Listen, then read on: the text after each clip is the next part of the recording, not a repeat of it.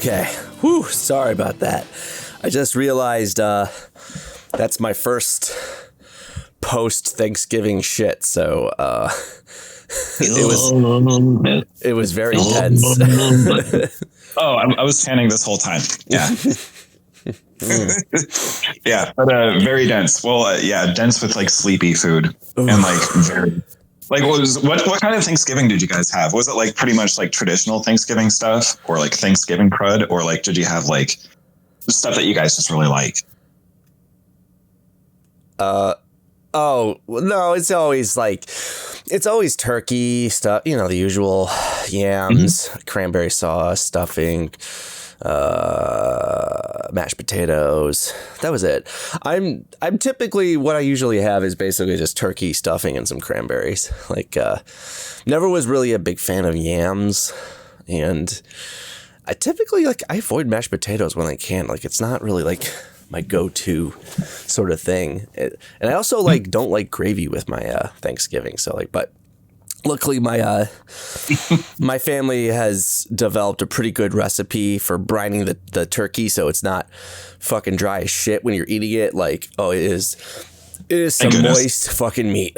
Like I have the honor of carving the turkey every year. So like, as like I'm trying to like get the wings and the legs off this turkey. Like, you ever see We Were Soldiers? That one guy was like napalmed and like they're trying to pick him up and he's like, grab it, just grab his legs, and it's just like oh man, like I have that. Yeah, basically like when people like ask me what my kink is, I just like link them to that scene.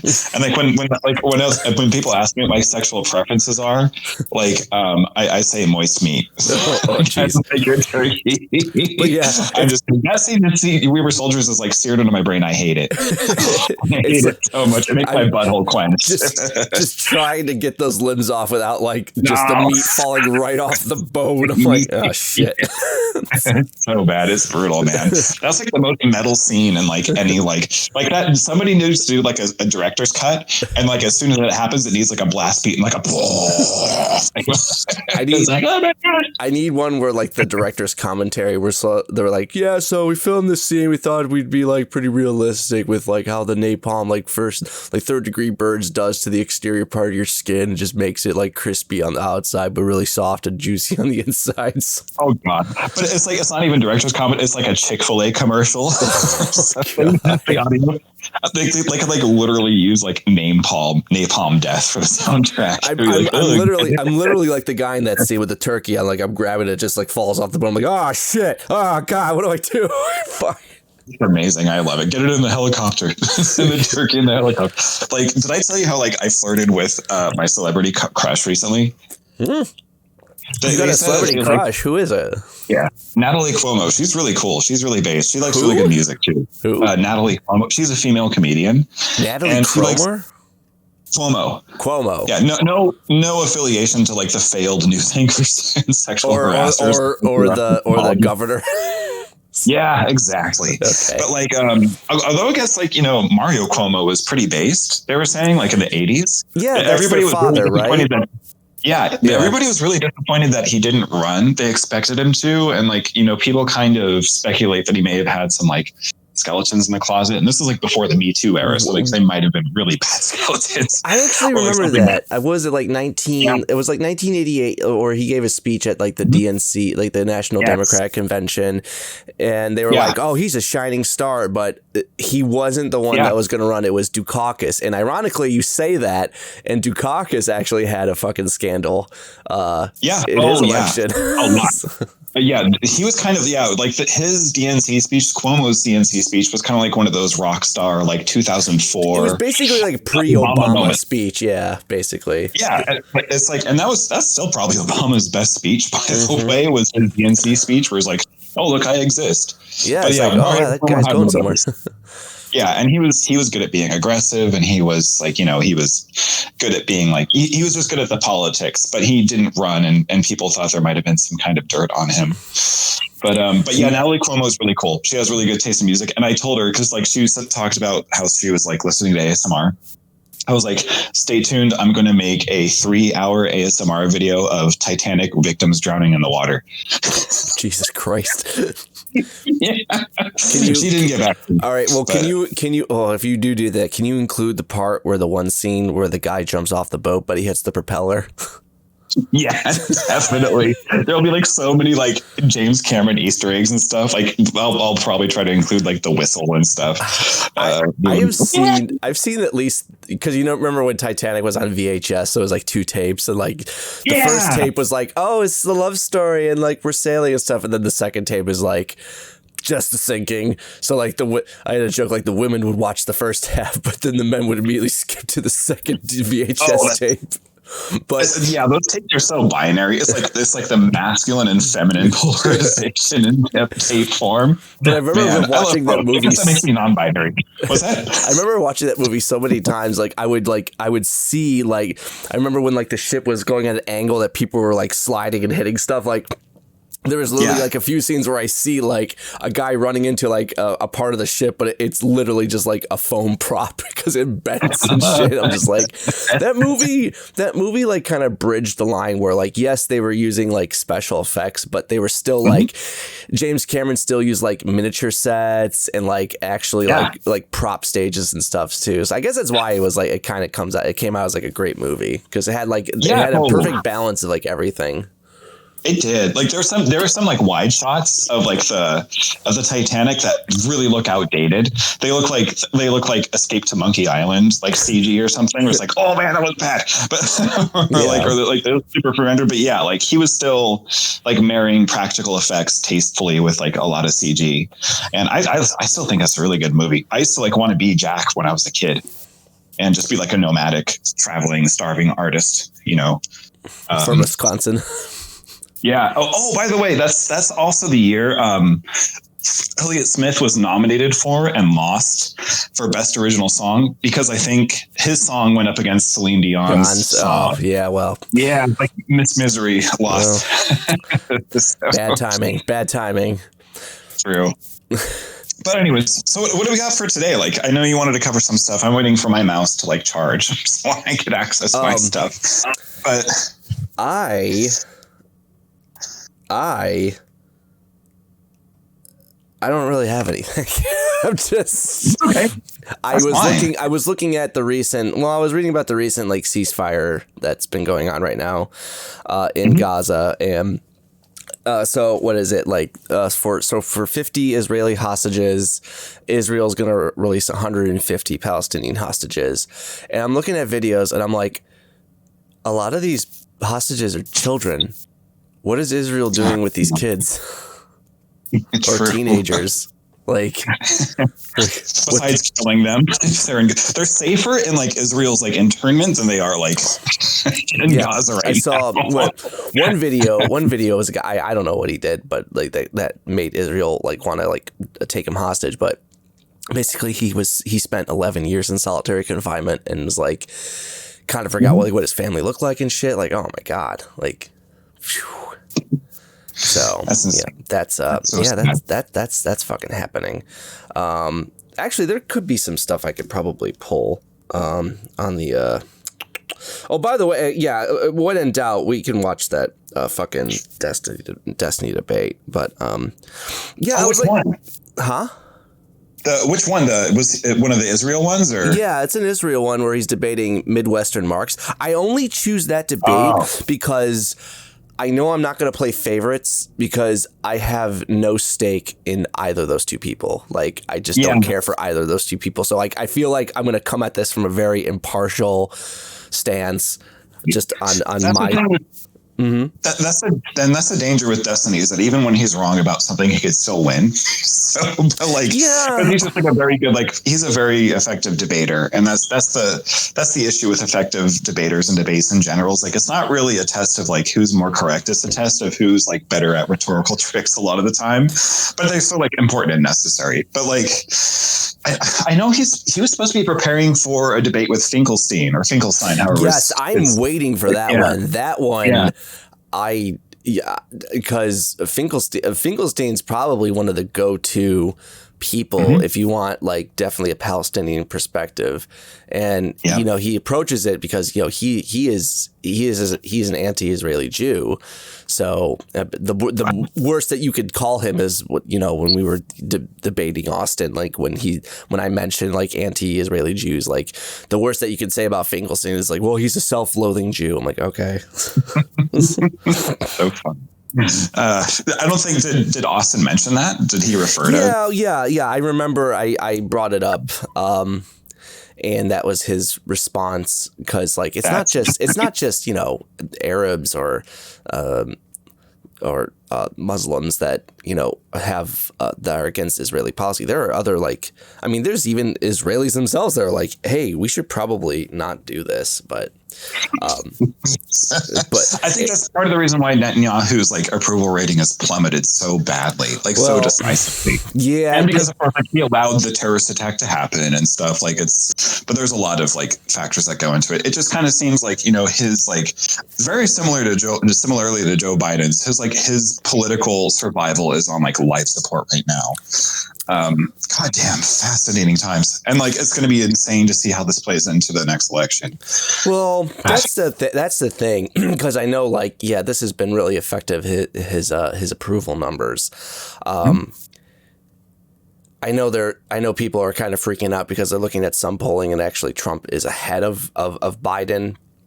Yeah, I want people to kind of also realize that, you know, a year from now is like ancient history for most people in the political side of things. Like, so much shit is going to happen. What Biden decides to do in that time, I'm not saying like, you know, he can still fuck it up, because he can. It's just you know, there's a lot to still play out. Also, just because like people may have a less favorable view of Biden doesn't mean they're not necessarily gonna, you know, not vote for him in the election. Exactly. Polls are finicky like that. I feel like people put too much faith in the polls when it's like of like how much it changes as well is like Donald Trump was even poised to win the last election, except for like a few catastrophic things that happened last October. Like he basically delivered us 3 October surprises. It wasn't because like, you know, Biden had like secret dirt that he like unveiled about Trump as an October surprise. I remember with Trump, it was like he had a terrible debate performance in October against Biden. He came out against like, you know, COVID relief, and he also came out against like, you know, unemployment benefits in the same month. Oh no, he also got COVID. He got COVID. So the second debate wasn't really a debate. It was just those two on 2 different stations talking with the audiences. It was basically like the Bermuda's Triangle of politics or something, like It's like new triangulation. Like Clinton like manifested some like dark magic to like triangulate things differently against like Donald Trump or something. And it was like literally because all those things happened within the time frame of the election, like that Biden was able to get the edge. So yeah, it always ebbs and flows. It's always so variable. And that's scary. You know, again, like a lot, like it's hard for me to determine like what's gonna happen, you know, literally a year from now still. But like, again, we have, what is it? One more Republican debate before. What is it? Yeah, the Iowa caucus like is in January, if I'm not mistaken, right? That's the fucking coming up. Jesus, that's the first one. So I know they're gonna want to kick some people out of the debate stage. So they're gonna be raising the criteria. So it might be where I think the next debate's probably gonna have like people like Nikki Haley. How's Chris doing with this? He ain't doing so good. He's probably going to be the next to drop. I think the last one that dropped out was Tim Scott, which was kind of like a surprise because even his own staff were like, "Oh, we had no fucking idea." It's just, I think, it's because Tim Scott is kind of like a lackluster. Doesn't really, you know. I think he was running for like diversity's sake here, but I self-care didn't even alert my staff. Just, you know. Also, I think Tim Scott's also from South Carolina, so I feel like, as well as Nikki Haley, so I feel like he's stepping aside, so only one South Carolinian will, represent the state in the presidential race. And I guess Nikki Haley has more bona fides in that matter. And bona fides. So yeah, I think, and if DeSantis is able to fucking still keep it in, but I think he's dead in the water right now. Just, I don't think he can keep it in. I don't think he can even get it hard. Yeah. Well, no. Yeah, I knew those boots were a compensation for something. They are boots. 6-inch heels? Damn. What do you need those extra inches for? Damn. He's just kind of become a joke. I mean, this whole thing is honestly a fucking joke because honestly, the one that matters for the nomination hasn't even showed up to a single fucking debate. But of course, he's going to be approaching his own legal troubles soon because more trials are going to start. I think right now he's got the Georgia trial going on right now, and then there's the New York trial. But I think there's the one where he sexually harassed that woman, and then then there's 91 felonies. He's currently getting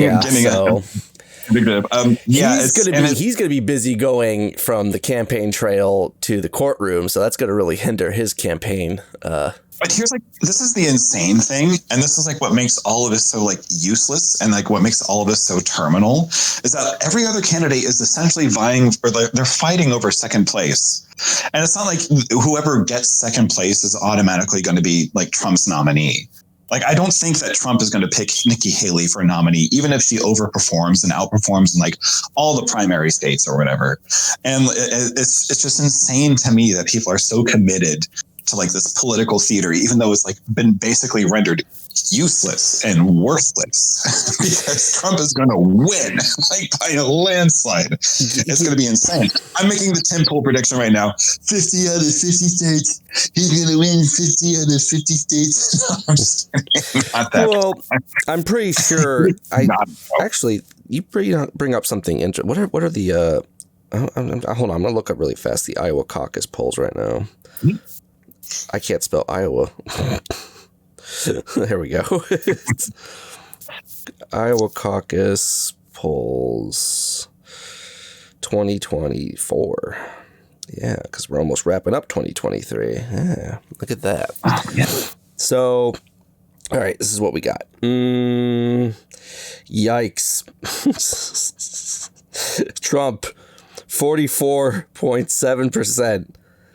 You know who the next person in a very distant second place? It's DeSantis with 17.5, followed by Haley with 15.3%, and then Little Ramaswamy coming in with fourth at 4.7. Little Ramaswamy, I hope Trump hears this so he knows what the next hashtag should be. But did you hear that who was it? DeSantis's team has been so embroiled with each other over strategy that they've almost come to blows. They almost had a fist fight in their strategy office, their war room. Does this explain why? Does this explain why they posted a campaign video on Twitter, and then they decided some people just thought it was a good idea to put the Aryan sun in it? Oh fuck! Yeah, that was probably some asshole's idea. I don't know. It's a. Yeah, I remember hearing about that. Yeah, they literally adopted the Nazi symbology into their campaign ads. Yep. But yeah, recently, over the past, I think it's been the past week, they've been so frustrated with their lack of political traction that during one of their meetings, two of their head staffers almost came to blows and had to be restrained and stuff. And somebody accused the other person of having a stick up their ass, which is very homoerotic. Yeah, it is. This is drag queen drama, okay? But apparently they're really mad, but they're still agonizing over defeating Nikki Haley, and it's how are you strategically prioritizing defeating Nikki Haley when really the person you have to gain ground on is Donald Trump?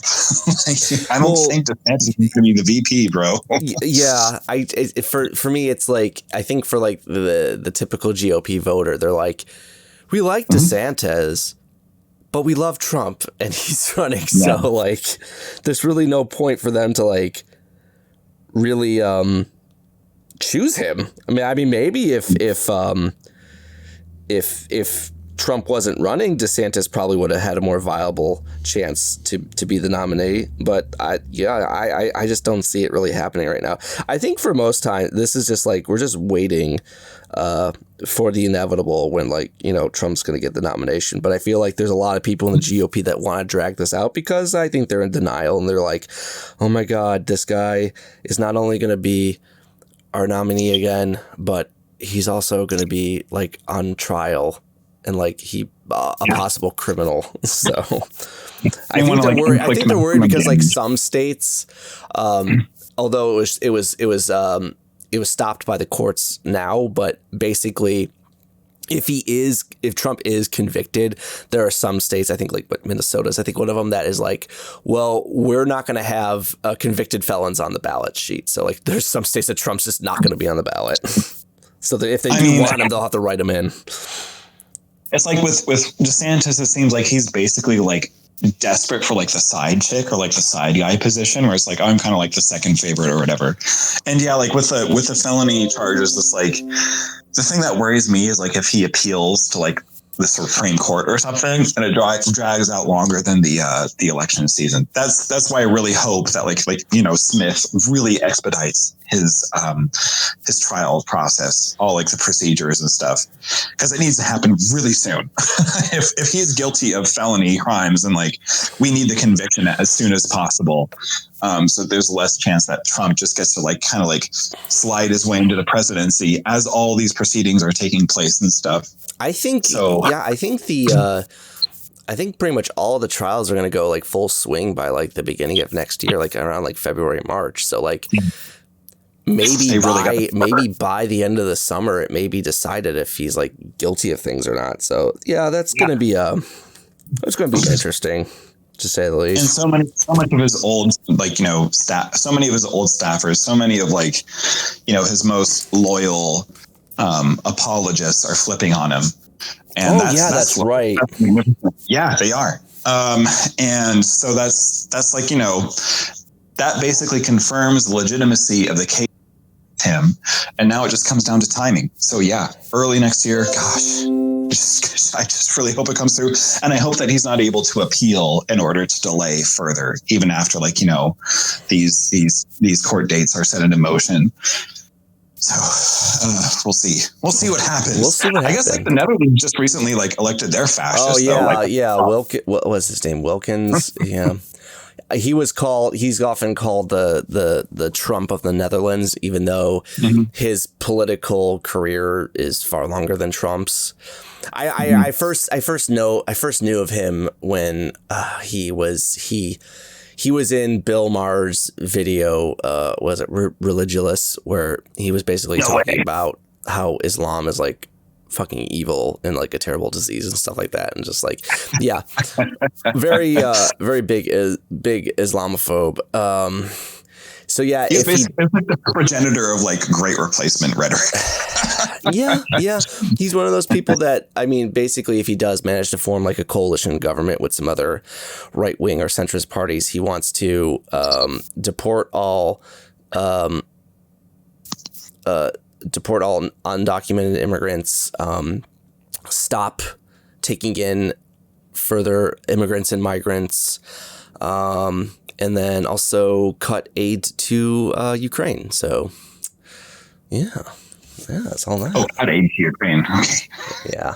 So, does he like Putin's anti-gay policies? You know, I don't actually know Wilkins. Hold on. What's Wilkins's Wilkins stance LGBT? Let's do a quick lookup. I'm gonna assume that he would prefer that that he didn't. Wait, what, am I spelling his name right? Wait, Wilkins. Yeah, Netherlands election. Wait, what? I'm sorry, I said Wilkins. His name is Garrett Wilders. Sorry, Wilders, not Wilkins. Goddamn Dutch. All right, hang on. LGBTQ. Yeah. So. Oh God! I just remember. I have to like check in on my friend from the Netherlands now. holy shit. Yeah, That's extremely like, ask him like what happened. Yeah, that's extremely golden dawning on me right now. No, it's Golden Dawn was a white nationalist group in Greece that actually was like responsible for like a lot of like political violence for like a neo-fascist movement. A lot of neo-fascist movements are like they're like very benevolent. They don't do like violence. Golden Dawn was extremely fucking violent. Like 300 that was the group that had like the real half-ass Nazi symbol that kind of looked like a swastika, but like it was enough for them like to claim plausible deniability about it. Like, that's amazing. It's like a Nazi symbol that you would find in like a bathroom stall. Yeah, basically. Like, I don't want to get caught by like my manager. I only have like 2 seconds to do this. God. But yeah, like oh damn, yeah, gotta check in on our Euro buddies. Euro buddies. Gotta check in on our Hungarian friends. You know, I'm not really finding a lot on Wilder's stance on. Hang on, let me look at it right here. Let's see. Political positions, but strongly opposes the Dutch political system in general. Oh, okay. So he's doing a Hitler. He's doing a Hitler deal. So, in his view, Dutch society advocates rules by consensus and cultural relativism, which he believes that this should change so as not tolerate the intolerant. "Quote unquote." Consensus. He doesn't like democracy, y'all. Yeah, I know. He wants. I wonder what he wants to do to their healthcare, because like they already have a private healthcare system, but it's just like. It's like, so like when like the one thing I like debating like Republicans about when it comes to healthcare is like, I'll ask them, oh, do you like Obamacare? And they'll be like, no. I was like, oh, no. So like you might favor something like, you know, like, do you like the Netherlands, like the Dutch healthcare system because it's privatized? And be like, yes. I'll be like, they're the fucking same, bitch. They're like literally the fucking same, except like the Netherlands like has like more like regulatory apparatuses than Obamacare does. So you should like the Netherlands even more. And they just go like, mad noises. But yeah, like I wonder like what I wonder what like they don't like. Or I wonder what he doesn't like about the Dutch system of government. I don't know. Probably because it allows too many ideas that aren't his to fucking take effect. So, yeah. Views on LGBT. Okay, so the LGBTQ community in Europe is threatened by mass immigration from the Muslim world. He said that we were always one of the top parties that were supported by the gay community. Oh. So basically he's saying you need us to protect you from the Muslim extremists. So he's not necessarily, well, honestly, he's not, I haven't really found anything that says that he's against like, you know, LGBTQ rights. So I guess that's the little silver lining in this fucking Dutch turd. Right. That's kind of like, I mean, like he's basically, so it's like every fascist regime has like a political target. And any fascist regime is going to like, you know, exploit the political environment to inflict as much as they can against the target. And right now it's just like, you know, Muslims. So like he's even willing to like invoke like LGBT safety in order to undermine and sabotage Muslims. Yeah. That's what they do. It's like that's like literally like what like Hitler did. Like with Hitler, it wasn't like necessarily like an in group, although of course it was an in group thing as well. It was also like economics. Like, hey, like, you know, it's like, you know, like the Jewish population, like you have economic grievances. Hey, fucking like, you know, who's controlling all this shit? Blah blah blah. It's the Jewish people. And so like they always like, you know, victimize one group in order to demonize another group.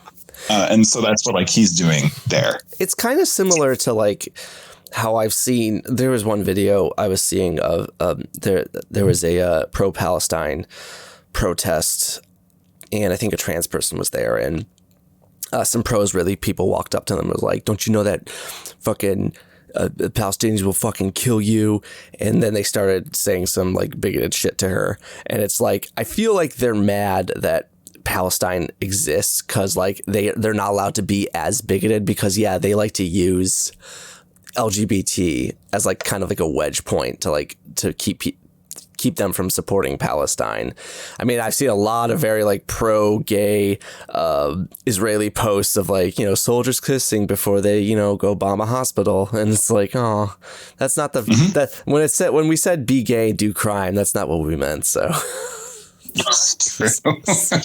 And like, I've seen the same thing. Where like a lot of, are you in that Facebook group, Libertarians versus Communists? You got to send me the link to this group, because apparently it seems like some fire shit happens there sometimes. It's really fire, and it's actually a really effective way of like steel manning leftist positions, because like one of the arguments that I see like leftists fail to address there is that, like, you know, like the libertarians will say like, oh, like, why are you leftists so desperate to defend a population of people who are opposed to all of your LGBT madness, they call it, basically.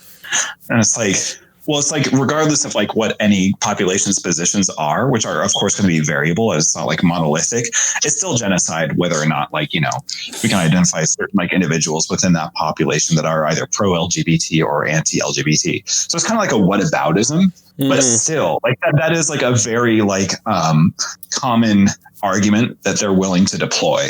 It's like, well, Palestine fucking hates LGBT people. It's really fucking funny to watch you guys like, you know, like fawn over Palestinian rights when they want to like, you know, like dismantle your rights for being LGBT, blah, blah, blah. So yeah, I'm going to have to send you the link. Never mind the fact that Israel doesn't allow gay marriage. So it's like, you know, exactly. Like, it's insane. And like, yeah, that's where like, I was like basically like doing like the whole like debate me bro like post in like the group, and like nobody wanted to. Like I've been trying to get a fascist to debate us for a long fucking time. But like nobody wants to. They're willing to like shit posts in response to like the posts I make, but I'm like, oh well, like let's talk about it then. Like they have like a lot of criticisms and like, that's fucking dumb. It's like, just let's elaborate. It's just far easier to be an asshole online than to actually like, you know, talk about things.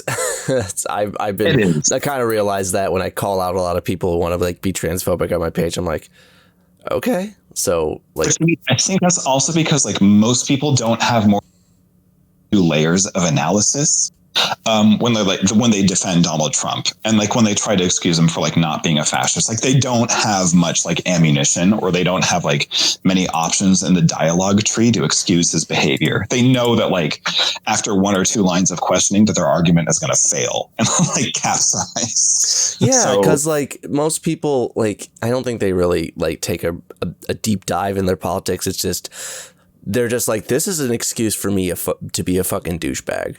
And I think that's as far as their fucking analysis goes. Yep. What was it? Like there were like a bunch of assholes like in one of your comment threads, and like, what did I like messaged like 8 of them, and they all had like these like extravagant excuses to like not talk about it. And like, I wasn't like I had like a back and forth with one of them, but it wasn't instant. But like, I was also just kind of like, hey, like, you know, like, why don't like we actually talk to this? And like they were all like, they all had reasons not to, but they all had the time for your comment threads.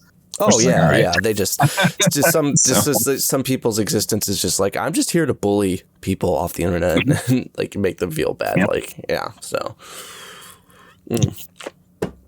well, here I got some stuff that we can probably look at. Just probably charged, but yeah, go for it. Oh, so did you see, what was it? The former Obama State Department person harassing an Arab street vendor in New York? No, which State Department member was this? So his name is Stuart Seldowitz. Yeah, he served under Obama. He had a bunch of important. Which term? I think it was like his second term. I don't remember that person at all. Yeah, well, hang on. I think I pulled a bunch of stuff up on him. Maybe if I can pull it up here. Yeah. Because I remember I was. The problem is I post so much stuff on my Facebook with these scheduled posts now. It's like, oh god.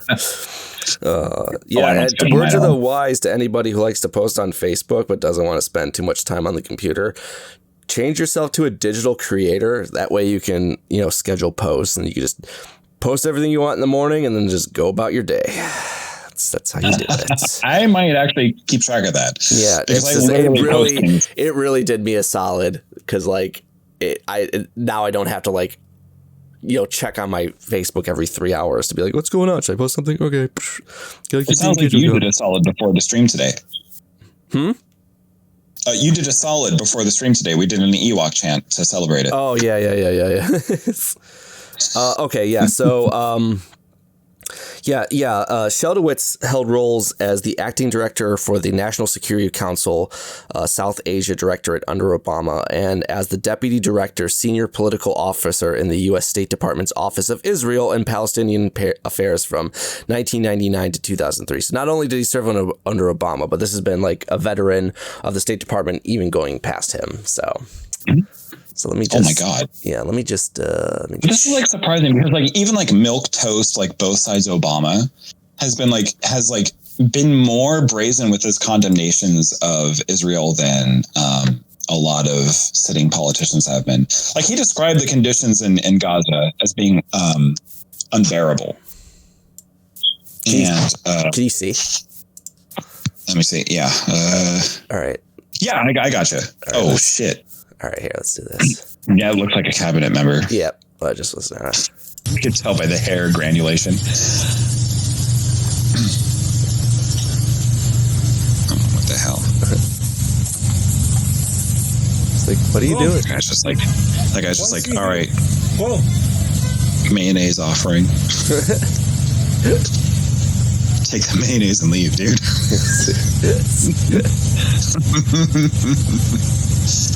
Let me turn up a bit, sorry. I think that is a pro-Israel pin he has. Yep, there we go. Hi, look, I support Israel. Look at me.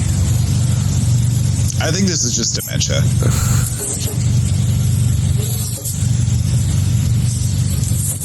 It's not my fault that you pray to a criminal. Listen, I'm working now, okay? Can you leave, please? Go, please. You're not working. I'm just working here, yeah. There's nobody here. I'm going to put big signs here that say this guy believes in Hamas. You want to buy something? No, I don't. Okay, why stay here? I won't give you a penny of my money. Listen. Why stay here? What? Do you want to buy something? No. Okay, go. I don't want to go. I have a right to stand here. You have no right to be on the sidewalk. You have a permit? Yeah, I have a permit. I have everything. I have a license. Okay, but you don't have a visa. I have a Oh, yeah. What do you have? Whoa. Just assuming that he did. Damn. Oh, it is my business because I actually know the guy who owns all these. I have an American citizen. Do you have it? American citizen? Yeah, do you have it? How did you become an American citizen? It's not your business. By nationalization. This is like the Trump line of questioning. This is like MAGA questioning right now. Like show me your ID to prove that like you're not like this is like when like Karens get mad like when they see like a black person on like in their apartment complex. It's like prove that you live here. Like what's the gate code or whatever. Oh man, that's so bad. Yeah, it's just like these people. Yeah, this conflict has really exposed a lot of like bigotry and racism from like all sides here, just saying like absolute worst fucking shit. And like for him, like basically I feel like he's pro-Israel because he has a disdain for Muslim and Arab people. It's like, yeah, it's I feel like it's exposed people's biases. Oh, for sure. Whereas like, some people's bias is like, so pro-Israel that they're willing to overlook like the most inhumane atrocities in order to defend Israel. And like I remember like there was one person, just like dumb fucking random comment thread. I usually don't interject, but I just couldn't help myself. I was like, okay. I said, I want you to give me a specific number. Like how many civilians can the IDF kill before you criticize the IDF? Like provide a specific number. Mm-hmm. It's like, are you give them like carte blanche for like, civilian casualties? Like, is there like no limit to what they're able to like inflict before you're even willing to like, question or criticize their conduct whatsoever? No fucking response. People are like willing to accept limitless atrocities against humanity. Just because they have like a bias because they're Jewish. This person was Jewish, by the way. But it's like people's biases can be so strong that they're willing to overlook the most abominable shit and still defend the abominable conduct. And it's crazy. But it's also really dispiriting. I like to think that, like, even if there was something that I was emotionally to, if that thing I was emotionally beholden to started inflicting casualty rates on the scale of the IDF, that I would be willing to, like, criticize that thing. like when it comes to the US and, like, the Iraq war, it's like, oh, we really fucked that up. That was really bad. The casualty rate was insane. Mm-hmm. But it's a lot of people have demonstrated that they don't have that capacity to criticize something that they're emotionally beholden to. And it's really disappointing. No, I agree. Like this guy right here. Yes. Listen, Even his bro, boss, like, is criticized. Oh, go ahead. Terrorism. I'm not some bro. I'm just working here. You're a terrible person. You kill children, not me. What? Go. My kids? What about my kids? You kill children, not me. Go. I didn't kill children. Okay, I see You here. know why? If we killed 4,000 Palestinian kids, you know what? It wasn't enough. Oh my God. It wasn't enough. Go. What did he say there? He said if we didn't, you know, if we actually killed 4,000 Palestinian children, that wasn't enough. Oh God. And he just like accused the other person of being a Yep. like of course, like what if Palestinians did that to Israelis? He would say that it's awful, because I'm sure that, like, just killing like 1,300 Israelis he thinks is an atrocity. But this is like so. As more time goes on, we're getting, like, better statistics about what's happening. So even with the Hamas attacks, there was a 45% civilian death rate with like, you know, who died, and a 55% military target death rate. So, like, even though, like, you know, like, it was far more, even though that was atrocious, like 45% civilian deaths with, like, Hamas's, like, quote unquote terrorist operation. I agree that it's a terrorist operation, but it's still, like, there was still a 45% civilian death rate with that. But with Israel and and what they're doing against Gaza, the lowest estimate is that it's a 70% civilian death rate. The highest is, like, in the 90s. And that is insane. Well, like, well, that's why I feel like a lot of them were very afraid to do a ceasefire, because now there's one in effect, and we're kind of seeing videos of, like, the carnage in the area, and there's just dead civilians everywhere. It's a fucking bloodbath there. It just literally looks like it's just indiscriminate bombing. Yeah, it does. It's worse than Ukraine. Mm-hmm. That's been the insane thing about, like, you know, have you been watching, like, Piers Morgan's, like, coverage of this as well? Oh, actually, like, I have some Piers Morgan's video that we're going to share. So. Yeah. It's like he's willing to like accept a double standard, where he defends the overall geopolitical situation, and even though, like, what's happening in Gaza meets that same standard and actually exceeds it. So, like, he can't hold position. I don't care how much, like, Kama Sutra Piers Morgan has read. He can't hold those two positions at the same time. Exactly. So here's Piers Morgan talking with our bro Finkelstein here. So no way! I didn't know he did the Finkelstein. Oh, yeah, shit! Yeah. I actually got two Finkelstein videos. So yeah. Yo. Okay. One of two people who survived the Holocaust, who were both in concentration camps. You're a Jewish man, and you know how incendiary that Substack has proven to be with Jewish people around the world, many of whom have felt this is the nearest thing to the Holocaust of World War II that they've endured. What your parents went through, being revisited on them in these kibbutzes on October the 7th. What do you feel about them? I mean, how would your parents have felt about you literally on the day that this happened, talking about heroic resistance, talking about that you will never begrudge the scenes, the stars in heaven are looking kindly down, glory, glory, the souls of Gaza go marching on. How would your parents have felt about that, coming out of concentration camps, surviving the Holocaust of World War II? Well, first of all, anything I write, I have my parents looking at the screen behind me over my shoulders. In a metaphorical sense, I am very conscious every moment of my existence goes back to the martyrdom of my family. So it's not as if suddenly you're posing a question to me that never occurred to me. Quite the contrary, I do need, even 30 years after their death, I need the moral validation that came from my parents' martyrdom and the extermination of their family. How would my parents have reacted?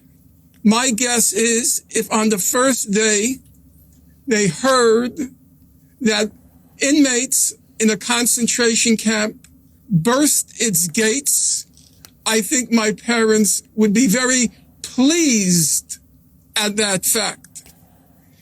As the events became clearer, my guess, but this is pure speculation, my guess is my parents would go out with their hearts, would go out to those who burst the gates of the concentration camp and whose lives were destroyed.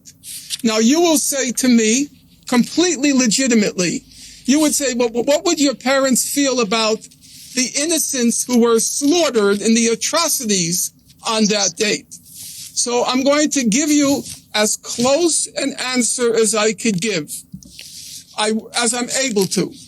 I once asked my late mother, I said to her, what was your feeling when you heard that the German cities were being terror bombed during World War II?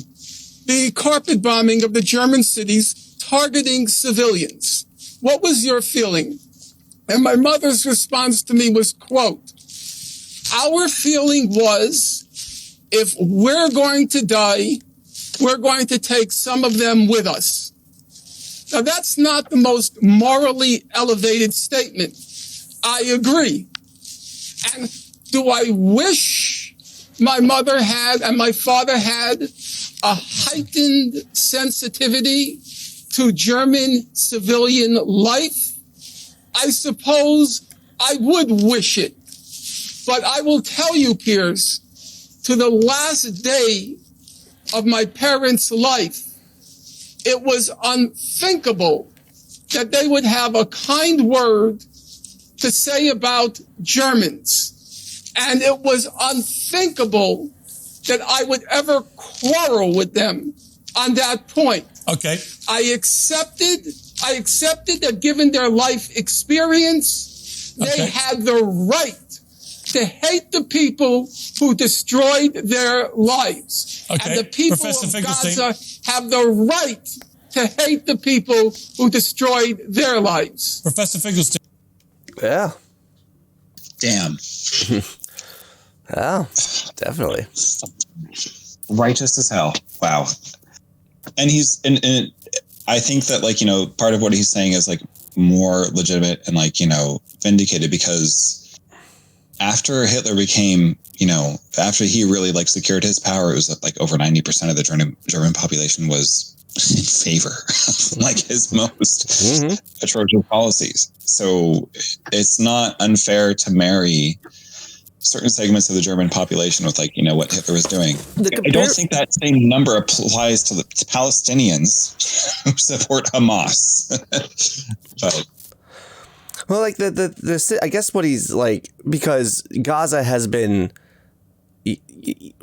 claimed, you know, it's been described as like an open air prison. It's just a giant concentration camp. And, you know, when he references, like, you know, what if Jewish people, you know, rebelled and broke out during World War II? Like that did happen. There were like two successful breakouts. One was Treblinka and the other one was Sobibor. And it was a massive, I mean, they were held up penned up in that area. I mean, and those two camps were actually death camps. So like a lot of people, you know, were going there to be exterminated. And I think, you know, when you look at it from the perspective of the Germans, there's this false narrative that like most of them didn't know what was going on. The truth is that many of them were aware what was happening to like Jewish people throughout Europe. They just didn't want to believe it, or they just didn't want to talk about it. So the sense that like none of them should have been felt guilty about what happened, I feel like is a ridiculous statement. Like, and this is like, for Germans, Jews were being herded off and exterminated in distant parts away from German places. For Israelis, Palestinians are living like only a few miles away. Like they see the occupied areas, they see the ghettoized communities, like they see how like they're being driven off. Like, yeah, I think that's. Mm-hmm. Oh, I'm sorry. Please continue. No, I'm just saying, like, I find it hard to fathom why, Palestinians would react in a way that they would, only if they base their premise on the fact that like they feel like every Palestinian is out to get them. They want to destroy every Jewish person. I mean, that's the only logical conclusion that I can come from that. Why would they justify what their government's doing? I think it's that, like, it's because Palestinians actually are an oppressed population of people. The Germans were not an oppressed population of people. That's the main distinction. Like, the Germans actually were not subjected to acts of terrorism, acts of apartheid against the Jewish population. Or, I'm sorry, the German population was not subjected to acts of apartheid from the Jewish population. Mm-hmm. But Palestinians are subjected to things that are comparable to apartheid, even by Nelson Mandela's. I mean, it's probably worse than apartheid. I remember we talked about this last time. Mandela, said it was even worse. So to me, it's like, okay, I just looked it up. 3/4 of Palestinians said Hamas was playing a positive role, and that's a pretty remarkable number. For me, it's like, even if it does not mean that, the death of Israeli citizens is acceptable. Oh, not at all. Killing citizens in order to advance political goals is the literal definition of terrorism. And that's something that needs to be opposed at every conceivable juncture. But the reason why I think they're favorable to it, though, is because they are on the receiving end of unimaginable levels of almost like carpet bombing Israeli conditions. Yeah. So it's kind of like what you said. It's like it's if the concentration camp rebelled against the oppressors, and of course, the majority of that concentration camp would be supporting whoever was fighting against those conditions. Well, and it's that's an important point, because like the same comparison could be drawn to like. I remember back in 2014 with the rise of ISIS and how they quickly swept over like Iraq. And for a lot of Sunnis, like they weren't necessarily like probably didn't even agree with at least 50% of like the doctrines and policies that, ISIS wanted to implement. But from their perspective, they were like, hey, this is the only group like fighting for us. Because prior to that, they were being marginalized by the new Shiite-dominated government in Iraq, to the point where like they were just being ignored, and like any protests or demonstrations that were put out, like the army would just shoot at them. What happens when you don't have a truly representative government? Did you watch Andrew Tate's conversation with Piers Morgan? Andrew Tate? Yeah, he had a conversation with Piers Morgan. About what? About women bad? About Israel-Palestine. And Andrew Tate also dunked the fuck on Ben Shapiro, which was very satisfying, by the way. Is this for real? Like, no, this is for real. Andrew Tate is a very like distinguished political commentator now, like about this. Like, all of a sudden, ever since he's been interviewed by people like Candace Owens, all of a sudden he has like a lot of tremendous political influence, I guess, within like the commentator sphere. Holy shit! But he had an interview with Piers Morgan, and he was wrong about one thing massively. What is it? He was unwilling to say that Hamas were terrorists. And Hamas, that is a terrorist organization. They indiscriminately kill civilians in order to advance political goals. That's the terrorist threshold. By the way, that's something that Trump literally quoted in 2016 when Trump was like, "We should go for the families of terrorists. We should kill the families of terrorists. We can't just kill the terrorists. We have to kill the families because that's what's going to make them capitulate. That's what's going to make them lick our heels. That's how we're going to get the terrorists, all that kind of stuff. Kill the families." Yeah, Trump has actually like advocated for terrorism, by the way, like all like you like dumb nut, like fucking like conservative cuckolds who are listening right now. Well, I was gonna say, if like that's the definition of terrorism we're going off of, then I would say Israel's been far more guilty of terrorism then.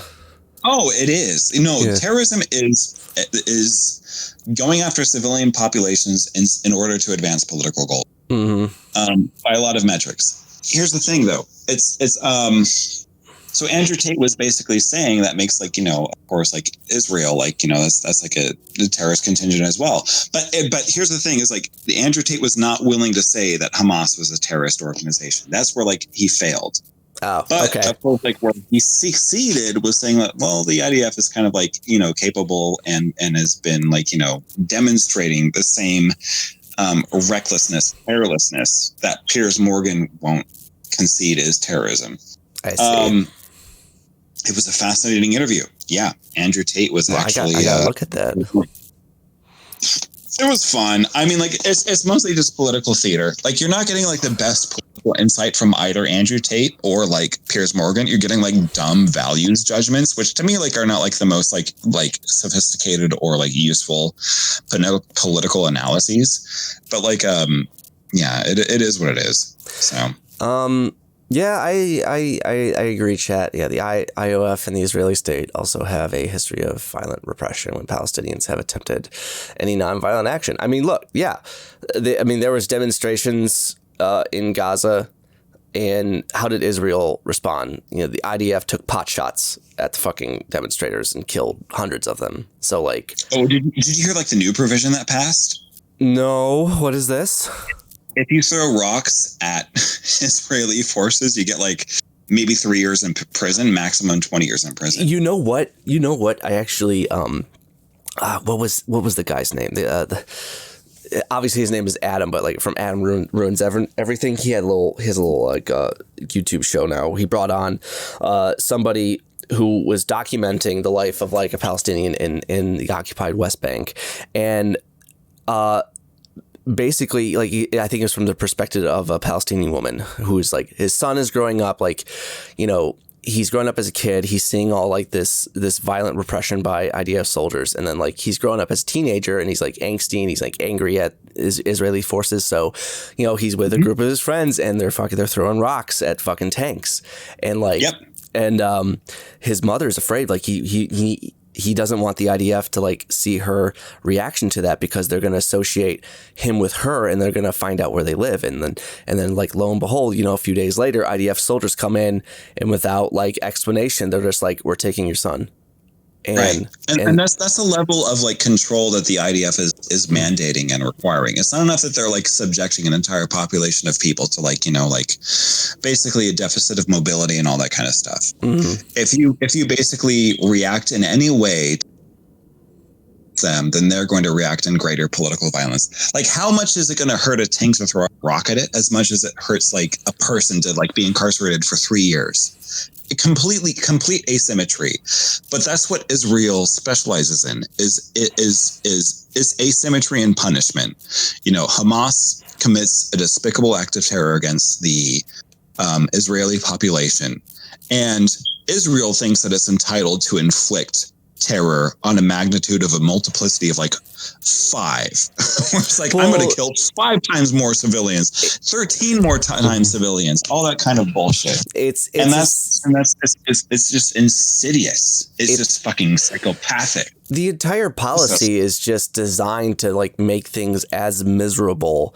for Palestinian people. So they're just like, they leave on their own accord, essentially. And if not, then, Israel just turns on the pressure cooker and they repress, they crack down on peaceful demonstrations until the point where the top finally blows, where you get something like an October 8th, which they then can use to justify for their, quote unquote, mowing the grass policy, where they can just, massively bomb places into oblivion, kill, tens of thousands of Palestinians, drive hundreds of thousands or more away from their homes, maybe even occupy some areas for the sake of security. And then lo and behold, oh, look, you're going to get some new settlements here too. So, yeah, that was literally like one of my, probably my second thought was like, first of all, holy hell.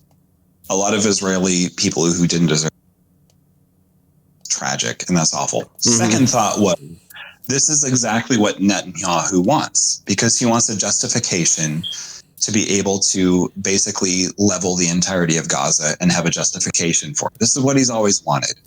And this is like why I wonder, like, okay, is Hamas playing not just 3D chess, like, Netanyahu's playing, are they doing 4D chess, where it's like the point of Hamas's instigatory terrorism was to advance the conversation, advance the understanding of Israel's ruthlessness, to finally come to a better consensus for their side of the situation.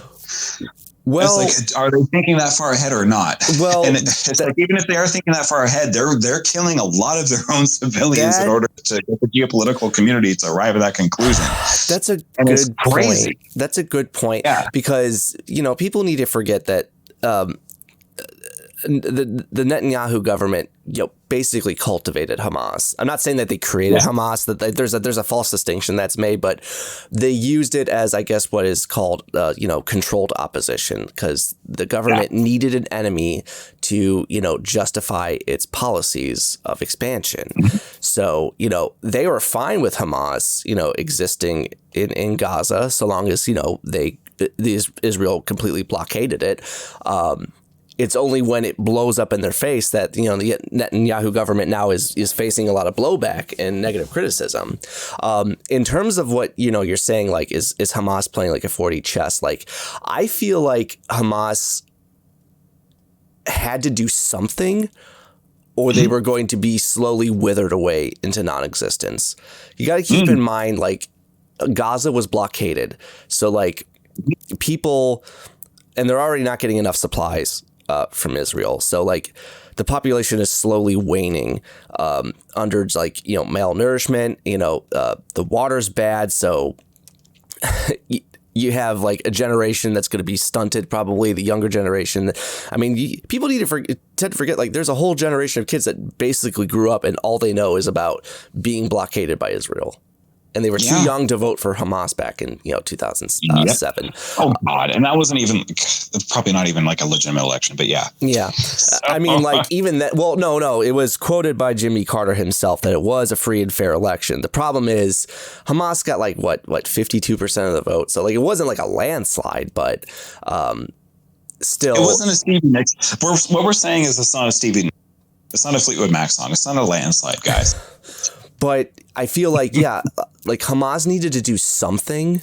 And this is where I feel like the bigger, like, geopolitical picture comes into play, because at this time, and I think this is due to the past, policies of President Trump, because first the United States recognized, and they're the only country that recognized, Israeli occupation of the Golan Heights, as well as like a proposed plan for like full annexation of, like, I think like the Group A, the Area A in the West Bank, as well as, I'm sorry. That was a plan that was rejected by everybody else in the international community because it was fucking stupid, because it was so obvious, like, you're just annexing territory. But the United States also recognized the annexation of East Jerusalem, as that's why, and on top of like recognizing the capital being Jerusalem. So they set the stage for like other Arab countries to at least finally normalize relations with Israel. I think like Morocco, the UAE, Oman, I think. And the big one that was supposed to happen was with Saudi Arabia.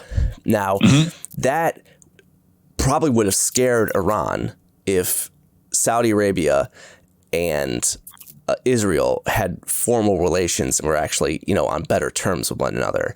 So, of course, the United Arab Emirates would have been like a big deal too. Like that's fucking significant as hell. But then we also have to like consider even Iran was supposed to be like kind of like a very like placationary like gesture where it's like, all right, we're going to simmer down a little bit. This isn't going to become like an Israel-Iran like nuclear arms race or something. Yeah. So this is also it's also why all right, even though Joe Biden is being way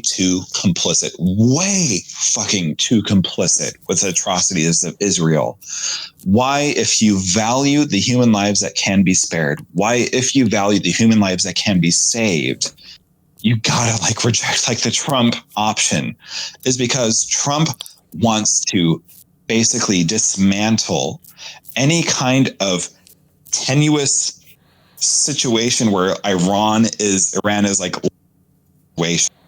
Conservatives have been wanting a war with Iran since 2008, since John McCain, even longer than that. John McCain just made a very known thing bomb Iran. He's saying that to this tune of bomb Barbara Ann. They want this to happen. It's the sad reality with Joe Biden is and I'm going to be very honest and candid with the analysis.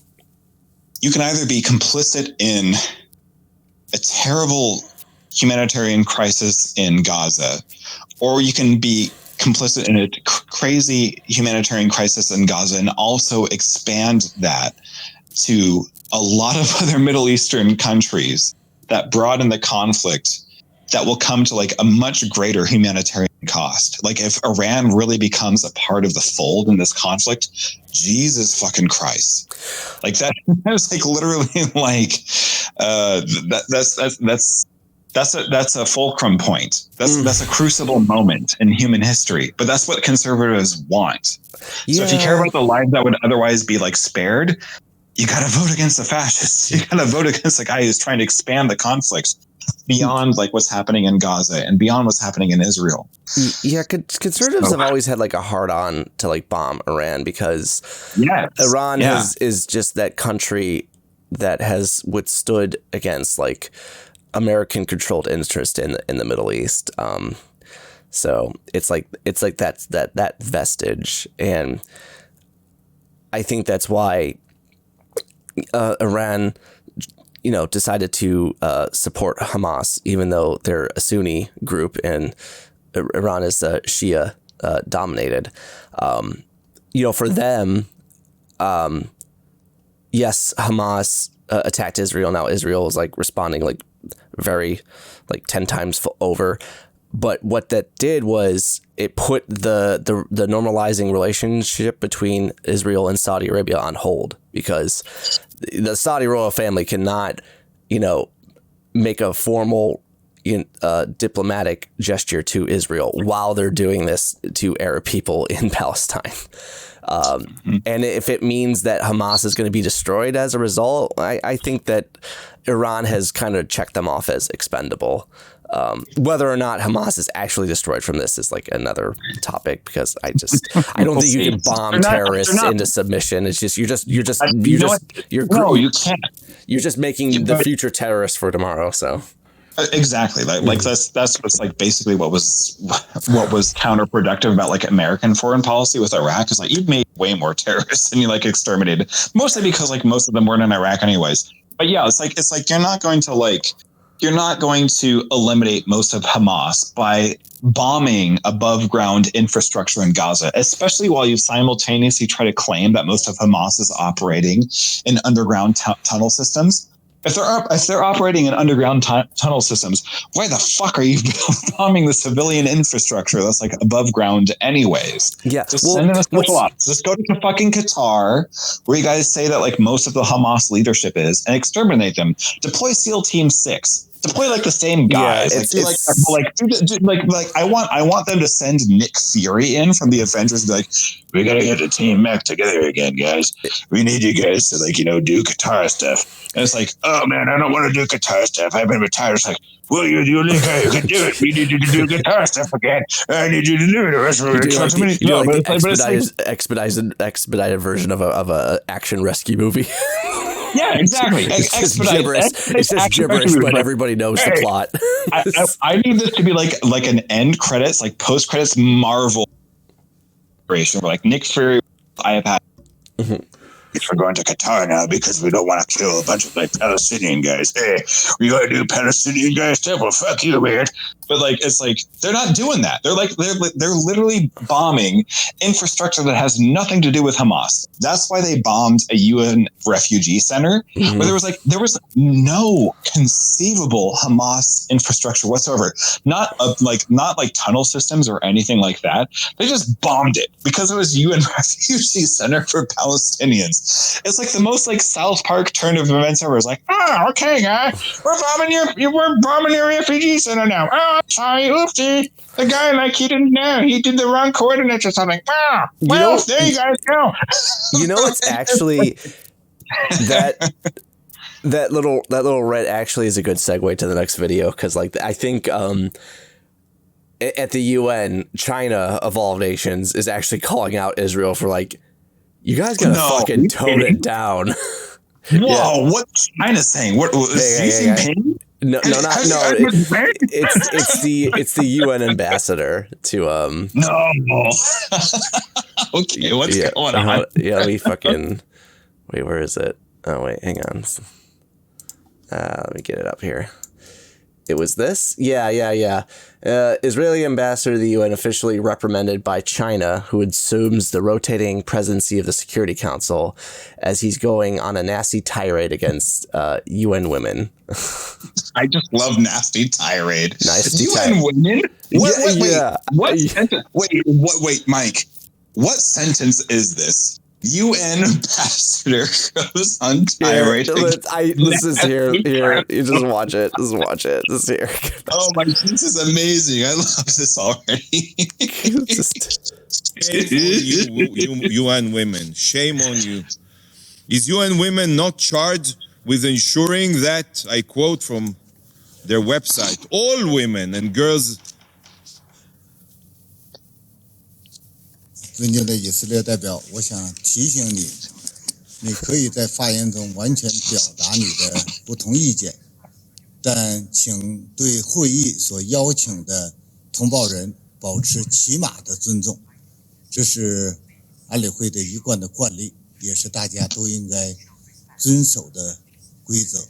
我提醒你注意，我请你继续发言。Settle your ass down. I have the Jewish star. I can say whatever I please. Jesus God. Yeah. Oh my gosh! What the hell, dude? That's so fucking fucked. Yeah, that's they probably kill more journalists than Hamas. You know, it's funny you bring that up. Wait, how do you pronounce your name, bro? Malefica? Sorry if I butchered it. But no, I think Israel has killed more anything Palestinian over actual Hamas members, like journalists. Is Malefica in chat? Yeah, he's in the chat, yeah. Or they're in the chat, sorry. Is it Bro? Is it Bro Malefica? What is it? Yeah, Bro Malefica. Oh. Maybe that's Nicole. Maybe that's not. That might be my best friend. Oh, well, hi. Hi, David's best friend. But I agree with you. They've killed probably more of everything besides Hamas, like journalists, people with special skills. Like I noticed a lot of fucking surgeons and doctors were killed by surgical strikes too. It's just what they're essentially doing is it's almost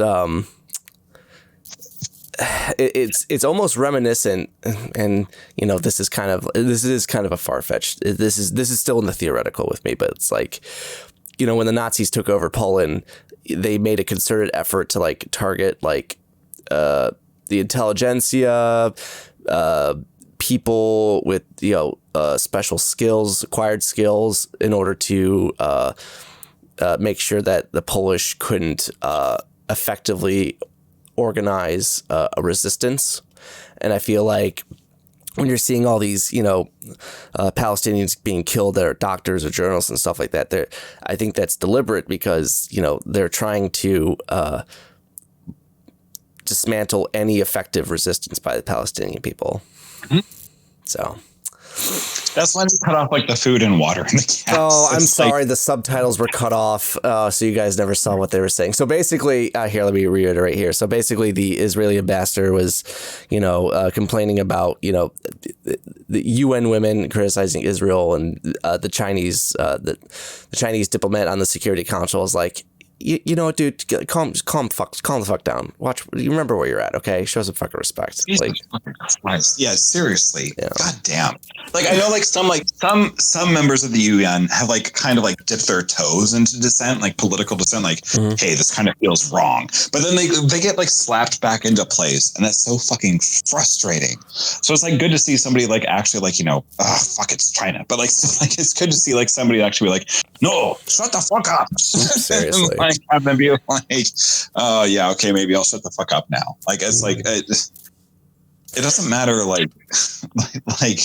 if somebody's wearing a Star of David patch or not. If you're advocating for a humanitarian crisis against a population, you're not on the fucking righteous side of history. And I don't know, I feel that's going to be something that's going to be beleaguering Biden's presidency as well. Even though this is going to be about a year out from Biden's election chances, he's going to have to live this down. He's literally going to have to make the case that under Trump, it wouldn't be just merely as bad as what Biden's been manifesting with us. It would be worse. It would be an expansionary conflict. And that's what I would recommend to the Biden team. You have to make the case that this would be an expansionary conflict if this is Trump and not Biden, because it would be it categorically would be we would be bombing other generals like Soleimani or some shit. I know Trump is still president, but in Iran, and that is what it is. But Biden really has to make the case, but Biden also has to win. But it's given leftists a much more Sisyphean task to advocate for the necessary outcome. It's the necessary outcome is that Donald Trump has to lose, and Biden made that more difficult. But just because Biden made that more difficult doesn't mean it's not necessary. But it's going to be harder. Now. I agree. I think as of now, yes, there's a ceasefire, but it's temporary. So this is just a stopgap measure. I think the Biden administration is very conscientious about this conflict spreading out. So I think they are getting pressure to kind of tamper on Israel's response. Because you still have Hezbollah to the north, and Iran has been making statements that basically are if Israel keeps doing this shit, we're going to have to intervene some way. I don't know what that entails, but of course I'm sure every conservative warmonger is soy facing at those remarks. So oh my God, the perfect excuse to finally start bombing Iran.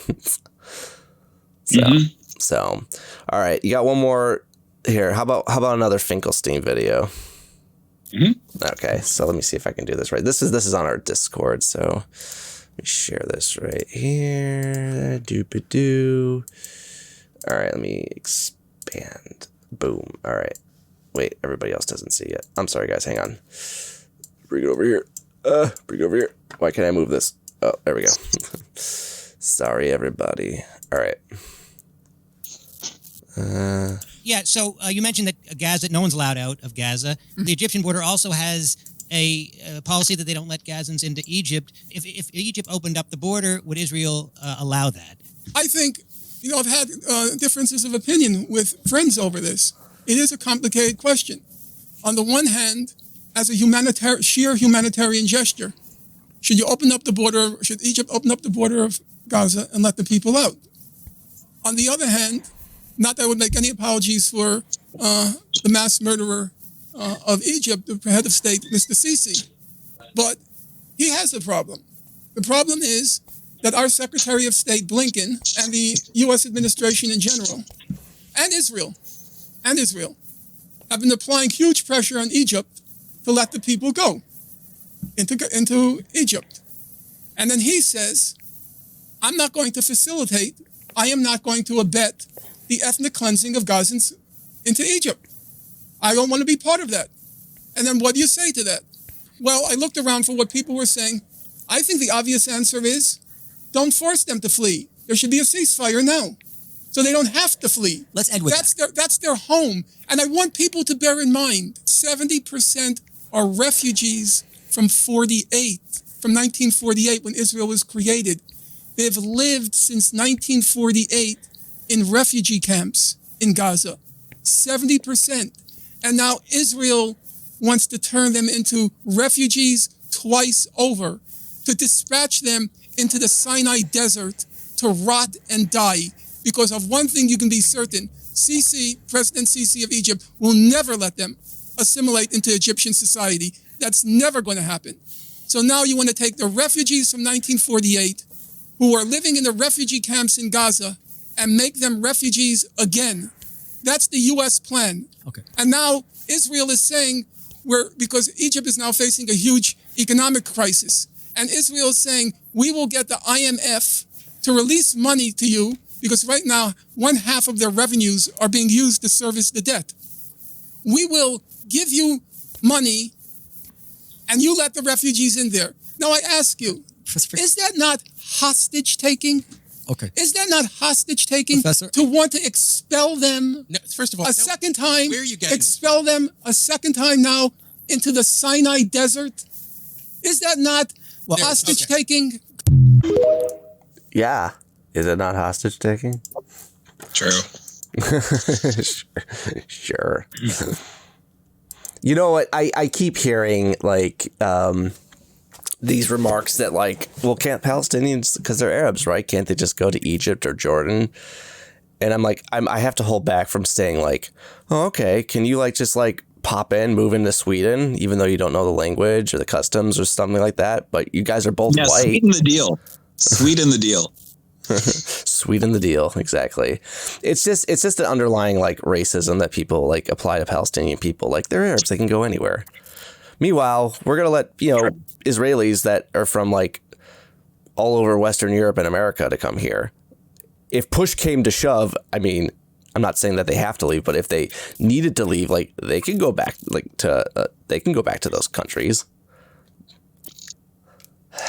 I'm not saying that they should, but I feel like if that argument was to be made, though, it's so fucking stupid. Actually, it's really funny because like when October 7th happened, like you saw like, there's a lot of Palestinians that like on camera saying like, no, we're not leaving. We've fled enough. Like we'll die here if we have to. Meanwhile, there were a lot of Israelis that were spooked and they were at the airport, like getting on a plane and getting the fuck back, like going the fuck back to America.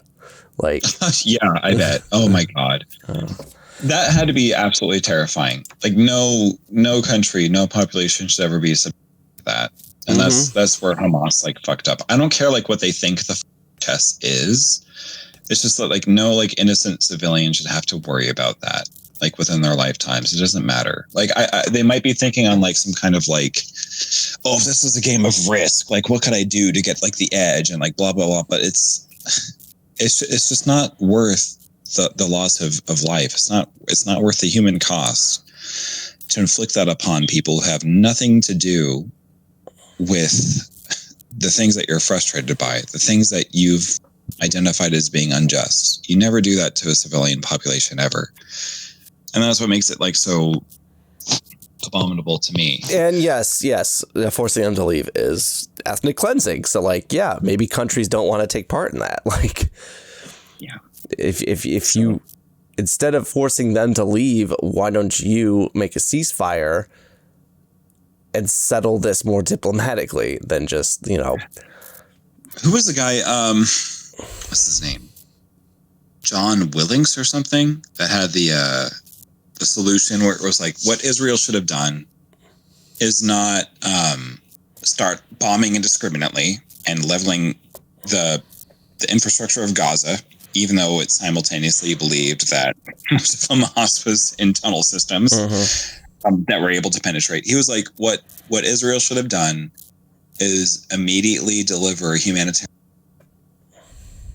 to gradually win the favor of Palestinians to the Israeli cause, and to not demonize themselves by basically amassing a death toll that is inexcusable and impermissible by international standards. They should have basically taken the opposite course. But of course, they chose the path of retribution. And to me, it just seems like the path of retribution has probably created a lot more Hamas sympathizers than previously existed, which is terrible, because I hate to think of like the next Hamas terror attack that inflicts even greater damage upon innocent Israeli civilians and the innocent Israeli population. I don't like to think of that, but the way that Israel is conducting itself, think of how many people have lost their fathers, their mothers, their sons, their daughters, who are going to be like perpetually enraged by that, who are going to be like mobilized and animated to just where that wrathfulness is going to consume, motivate them against Israel at this point. And it's not going to be against the Israeli government. It's not just going to be targeted correctly. What we learned with the Hamas terror attack is that it was not just calculated against the Israeli government. It was calculated against the Israeli population. They're just expanding. They're just amplifying that now. And that's what's saddening to me. Well, the reason why they didn't do the humanitarian channel is because, you know, for Israel, for Israelis, October 7th is like their 9/11. And I don't know if you remembered like the very like vindictive rhetoric that came after that. You know, American policy was like shoot first and ask questions later. So exactly. And that's what's wrong about what Israel's been doing, is that in the same way that we misdirected our animus towards Iraq, Israel's directed its animus towards the Palestinian population. And in both cases, it creates more terrorists, it creates more terrorism than it ameliorates. And that's the sad thing. Yeah. In both cases, they made the wrong calculation with how to proceed about it. So, well, I mean, that's all I have to share besides the debate. I mean, if you got your stuff. So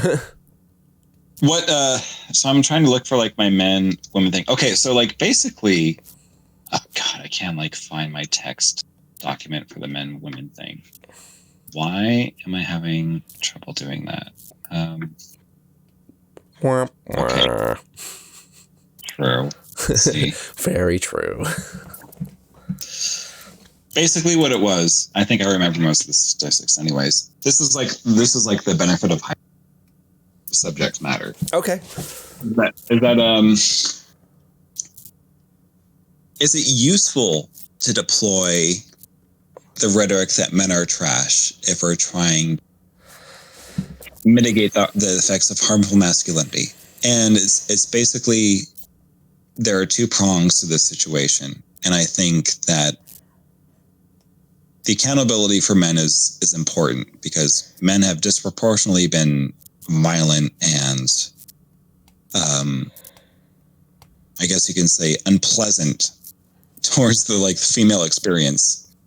At the same time, there's like a double standard with that as well, where it's like, you know, with men, it's like, you know, I think it's about 90% of sexual assaults are committed by men. Yeah. And that is an insane statistic. Men are like asymmetrically predisposed towards inflicting upon, you know, the opposite gender as like women are. But the interesting thing though is that that's also like men like constitute a like about 50% of like the population. And Jesus Christ, I think I need my further statistics on this before I comment on it further. But like, so here's the thing though, is it better?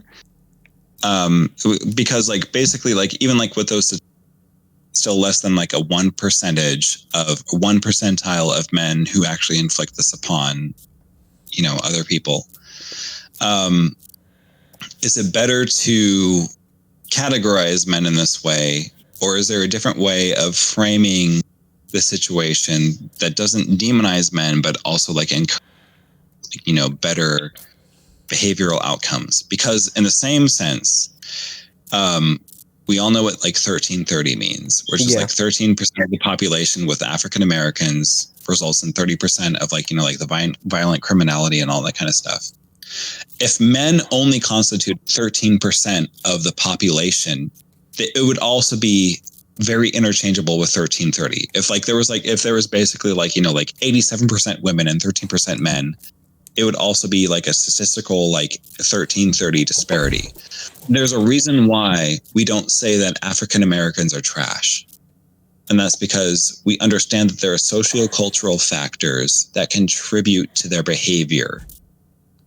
So if we're not willing to say that, you know, African Americans are trash, then why are we willing to say that men are trash? When if we had like the same proportionality of representation in the population, their violent tendencies would pretty much be interchangeable with each other. I think I get what you're trying to say here. Like, this actually reminds me of something I was on TikTok and they were showing me, for some reason the algorithm is now feeding me segments of Roseanne, and one of the TikToks was when it's found out that Roseanne's husband is cheating on her. And I'm looking at the comments, and it's basically a lot of comments from, I'm assuming, are women. They're basically saying like, yep, all men are like this. Yep, eventually. And, you know, some people are trying to be more reasonable. It's like, well, you know, not every man. And then like usually the response is like, oh, just you wait. Just like, it's going to be every man. And I feel like a lot of that animosity is just driven, of course, a lot of these, you know, perspectives are driven from personal experience. So like, I would say like, a lot of women have probably had nothing but negative experiences from men. And that's what drives like a very generalized statement that they would say about the whole group. I think why it also seems to be permissible in a lot of cases is because despite the fact that, yeah, I think you and I both agree that not all men are like that. They're not all violent or rapist or misogynistic, but like we still benefit from patriarchy. So I guess for a lot of people, it seems like it's an expendable notion to kind of put at the sideline in order to let people voice their, you know, frustrations and criticisms. Yep. I don't know if I want to say it's necessarily right, because I don't think it's good to. At that point, like, what I wonder is like if it drives men towards like correcting their behaviors in a positive way, or if hearing that they're trash actually drives them in the direction. Well, it's kind of like going for it, because like, in the same way that it's like, okay, the reason why like I brought up like the 1330 thing was because basically like if men represented the same population percentage as African Americans, it would also be 1330. There would be 13% men with like, you know, like 30% like, you know, violent crime or sexual assault and stuff. So if people are willing to say that men are trash, then they'd also have to be willing to say that like, you know, African Americans are trash for like inflicting the same like percentage disparities of violence. But like I actually like crunch the numbers and stuff. And if people aren't willing to say that about like, you know, African American people, like, is it a positive thing to say that about men as to say that they're trash? And to like have that be like the predominant narrative. I think men have to like correct their behavior because they do overrepresent like, you know, like a lot of forms of violence against women.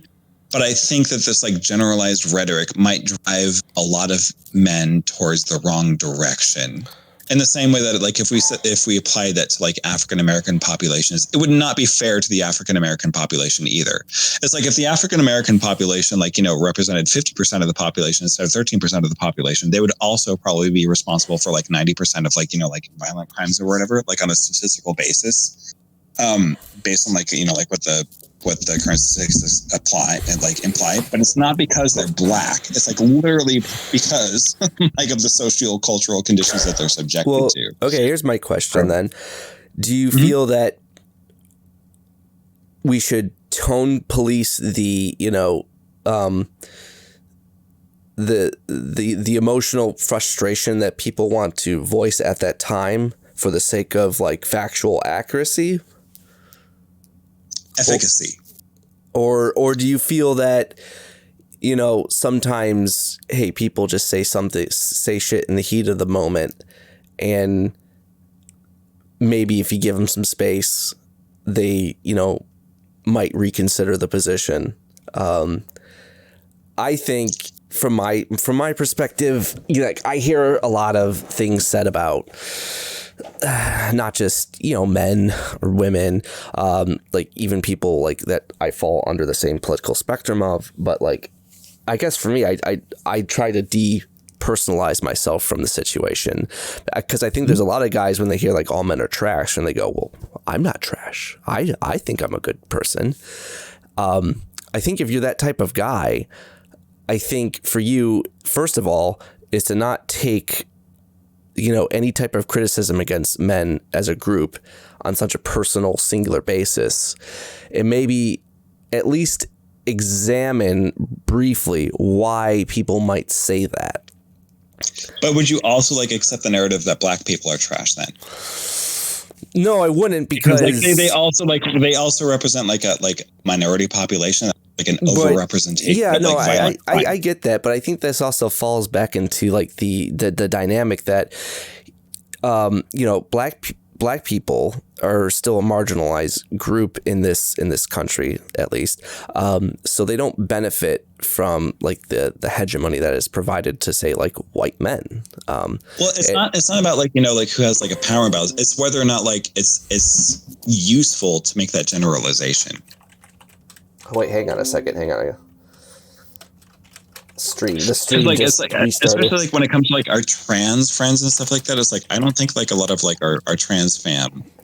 Well, here's like the trans thing you bring up is a really good point, because I know there's a lot of trans women who, in dating cis men, a lot of them are very frustrated because a lot of them assume that they're chasers. And I think that there's a lot of genuine good guys out there that don't, that don't look past trans women because they're trans. I mean, they would be with them regardless. But is it fair to like include trans men in like the same category of problematic behavioralism as, like cis men? Well, not even cis men. I don't think a lot of cis men would even include trans men. So like, yeah, I feel like that's problematic in and of itself. I feel like when we're assuming that all men are when we're assuming that all men are trash, it's typically in response to cisgendered men that benefit the most from the patriarchal order. So that's why I don't really consider trans men in that category, because honestly, I think a lot of trans men have a lot of experiences before they transition of dealing with misogyny and stuff like that. So they're very conscientious of it. So actually, that's why a lot of trans men I know seem like some of the most wholesome guys I've ever fucking met, because they've been on the receiving end of like toxic masculinity in a lot of cases. So. Yeah. But it's kind of like, even if you think trans men are like kind of like absolved of that situation. No, like, I don't want to say that there's not a trans man that can't be an asshole douchebag. No, I'm not saying that in the slightest. No, I get it. But like what I'm saying is that like, okay, if we were to like, basically like, like reduce male population down to like African American population levels, 1330 would apply to men as well. It would literally be like, like right now it's like a 50% like population rate of males is responsible for like 90% of like violent forms of criminality. If you reduce that down to like 13% of like the male population, it's also like down to like 30% male criminality. If you were to basically amplify African American population levels to like 50% of the population, then it would also like equate to, if we're being proportional, about like 90% of like, violent criminality. So like basically like what I'm saying is like if we're not willing to say that like African Americans are trash for being 13% of the population and accounting for 30% of the violent criminality in the country, then we should also like not be willing to apply like 50% of males being responsible for like 90% of like violent criminality in the United States, because they would be proportional if like they were interchangeable. So like if we're not willing to say that like African Americans are trash, then we should not be willing to say that like, the male population is trash either. Even though like I completely sympathize with like my female friends who are like willing to say that like, like men are trash because like they've disproportionately like represented like my terrible inbox experiences and stuff like that. It's not but do you think that it's like useful to like have that rhetoric? Okay, I will say that I don't think it's useful. But I also don't think it's useful to essentially mansplain to people their frustrations. I think like it like your situation, what they're saying may drive men away from like, feminist viewpoints. But I also feel like at the same time, your approach may have the opposite effect on a lot of women. Don't you think? But whose behavior are we trying to correct? Well, I would say that, it's one thing to be falsely categorized as with a group of people that are all trash. I think it's another thing to experience like violence from said group. But even like it's less than 1% of men who like actually less than. But it's like it's an overrepresentation of like men who are like exposed to the narrative that they're trash. And I don't think that that's like necessarily like a useful way of compelling men and like the general like over like the overwhelming population to like change. Like if men hear that like they're trash anyways, even though like only like a minute infinitesimal population of that like group are trash, like I think that's not going to drive them towards like better forms of masculinity. I think masculinity means empathy. I think masculinity means compassion. I think masculinity means that you listen, you're conscientious, and you can be efficacious, you can be assertive, you can be aggressive, and all that kind of stuff. But I think that men hearing that they're trash would be about as destructive as like the African American community also hearing that they're trash, and that like actually statistically bears itself out. And I think it's going to drive a lot of men towards like, not considering alternative modes of masculinity that are actually like healthy and like you. So that's just kind of like my thing with it. Okay. Do you feel like it's the responsibility of women to correct this, or do you feel like it's men's responsibility to help other men? Both. Okay. I think that when it comes to narratives, I think it's important for people to be responsible with their language in a way that's consequential and that's not just motivated by feeling. Like, what is the language that we're deploying? And what's the effect of the language that we're deploying? If I'm deploying language that's going to be basically like supportive of Israel, if I'm deploying language that's going to be supportive of Russia, then there's a consequence to that language. In the same way that like, if somebody is like, deploying language that's misandrous, there's the consequence, there's a possibility that's going to drive men towards doubling down on their bad behaviors. So I think instead of like saying that men are trash, I think it's more beneficial to provide alternatives instead of just saying that like, just because less than 1% of you do things that we don't like, statistically speaking, you guys all fucking suck. That's my kind of thing. Okay. All right. I think we're back. Sorry, we lost the connection. So everybody who's watching, essentially, if I may try to steelman your position here, you feel like we should be careful on the rhetoric that we speak of men and fears that it may drive people away to more toxic masculine roles. Is that like the gist of it? Like, I know it's more the gist of it. And also, like, if we accept that standard, then you would also have to accept that Africa are predisposed to violence in other populations based on a 1330 like situation. So that's why I don't think that it's sustainable, and that's why I don't think it's okay. All right. So I'm going to say that I agree with you that yes, people should watch what they say in terms of their criticism, but like, I'm only going to go so far in terms of that, because from my perspective, I hear a lot of like legitimate criticisms about, you know, systemic racism in this country. And a lot of people make the assumption that I'm calling them racist when I'm not.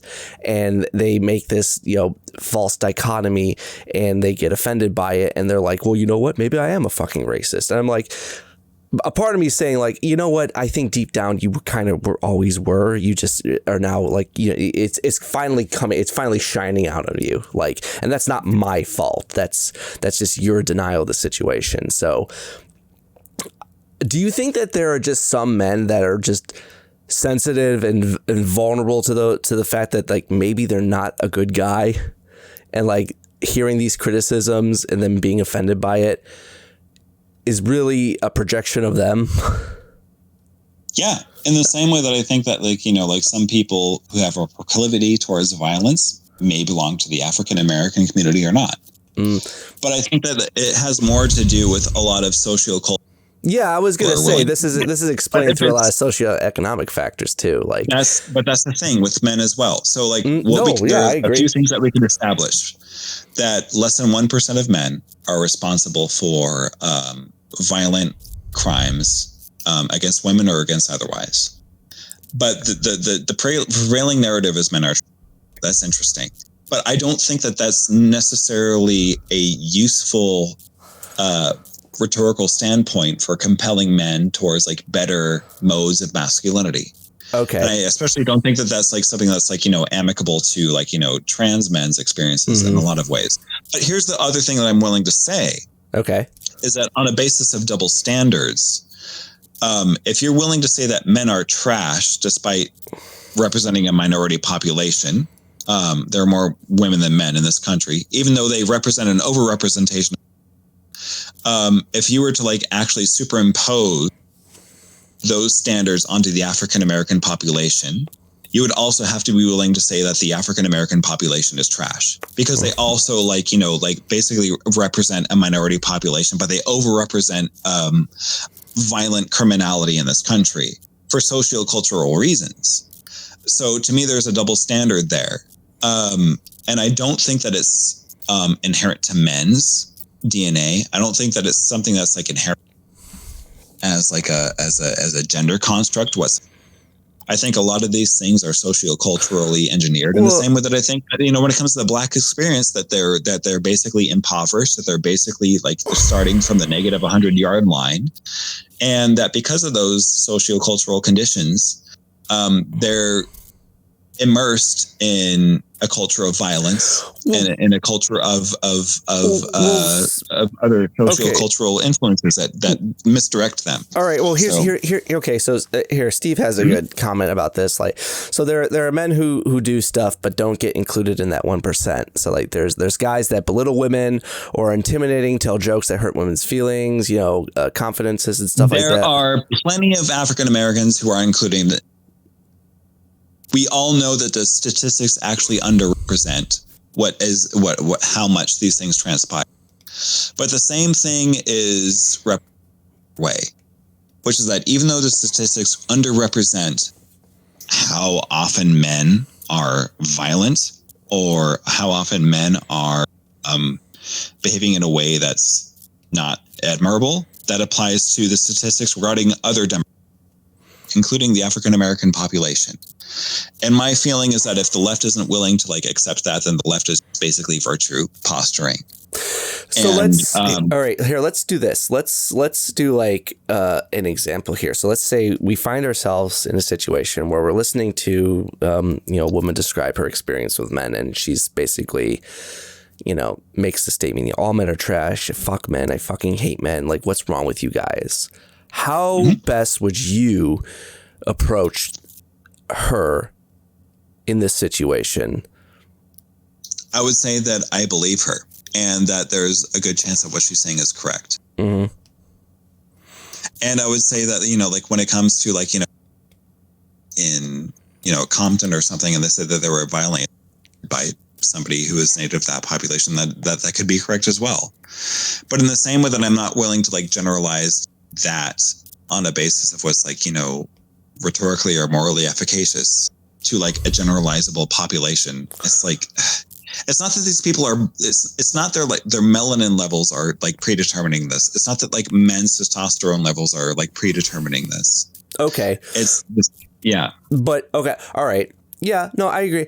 So do you at least agree that like maybe we should say that as men, we shouldn't get immediately defensive and we should at least respect, their feelings and what they're saying? Like maybe not acknowledge fully, but at least recognize that their feelings are valid. Feelings are valid, but you would also have to like reluctant towards like people who like feel like reluctantly fearful, like would you say that you accept that? Wait, can you repeat that? I'm sorry. Would you acknowledge the feelings of are reflexively fearful of African Americans due to the 1330 statistic? No. Are you saying white people should fear African Americans because of the 1330? Yes. No, because it's an irrational. Well, what's irrational about it? Well, because it doesn't factor in, because it's a racist narrative, first of all, and it's also. So how is this not like a sexist narrative? Well, for me, I view sexism and racism on a power dynamic. This is why I don't. This is why I can say a black person. But what about statistically speaking? As far as like the statistics are concerned. Mm-hmm. Yeah. So like, would you say that like be more fearful of a black person because they have like a disproportional amount of like like apparently violent criminality than like a man does? Well, I feel like this is not just driven by statistics, it's driven by narratives. The statistics is just used to prop up a narrative. So like in your case, the narratives more than the statistics. Well, they kind of complement each other in the sense that like you can because it's just a statistic, right? Like by itself, it could be benign, but if you use it to a narrative to paint black people as violent criminals, then yeah, that's going wrong, right? But so if you were to like basically superimpose onto all men, that would all. So narratives are. Donald Trump is basically like trying to legitimize himself. On a basis. Well, all right. Well, let's put the shoe on the other foot here. What if you told someone, a woman who's, disclosing her rape experience, would you then disclose like, well, actually not all men are rapists. You should understand that. Do you feel like that's appropriate in that space or time? That, like if I said that, like I was also like accosted by somebody who was, like somebody who was just incidentally a member of, racial demographic, I would also accept that as well. But what it comes down to is whether or not we categorize the entirety of that population down to trash. If you're willing to say that like all men are trash, then you should also be like equally willing to say that like the African population is trash. If we're willing to believe both about it. Here's my situation with it. People who like make these all-encompassing statements, I feel like you need to approach it differently. Do you admit that also implies to all men are trash narrative? Yeah, I do. If you want me to say that, like, if you want me to say that, like, the heated emotional response to like a negative experiences with men by women, may have a negative impact on other men. Yes, I agree with you. Like that's all I'm saying. Okay, that's a generalizable statement that's not applicable. And if you're willing to say that about men, you can be willing to say that about other demographics that have an overrepresentation of violent criminality or other forms of criminality.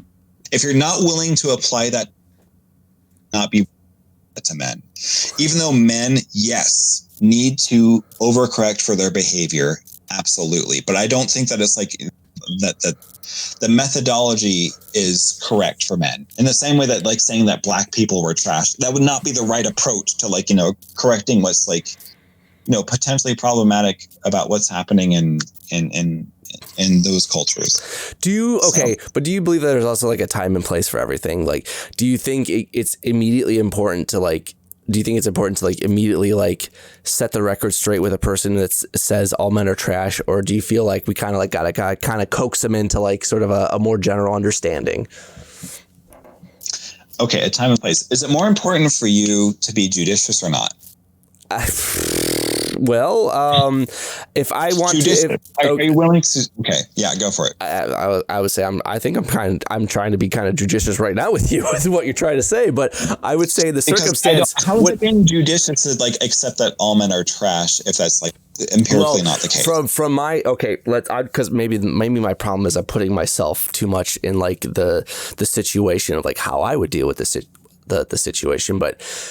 If I was in that situation, I heard a woman that said all men are trash, I would kind of first, kind of put feelers out and inquire, how you came to this conclusion and like, at least empathize at that level, not necessarily agreeing with what she, not necessarily agreeing with what she's saying, but at least empathizing with her to an understanding where we can kind of like bridge some gaps and maybe make some corrections that way.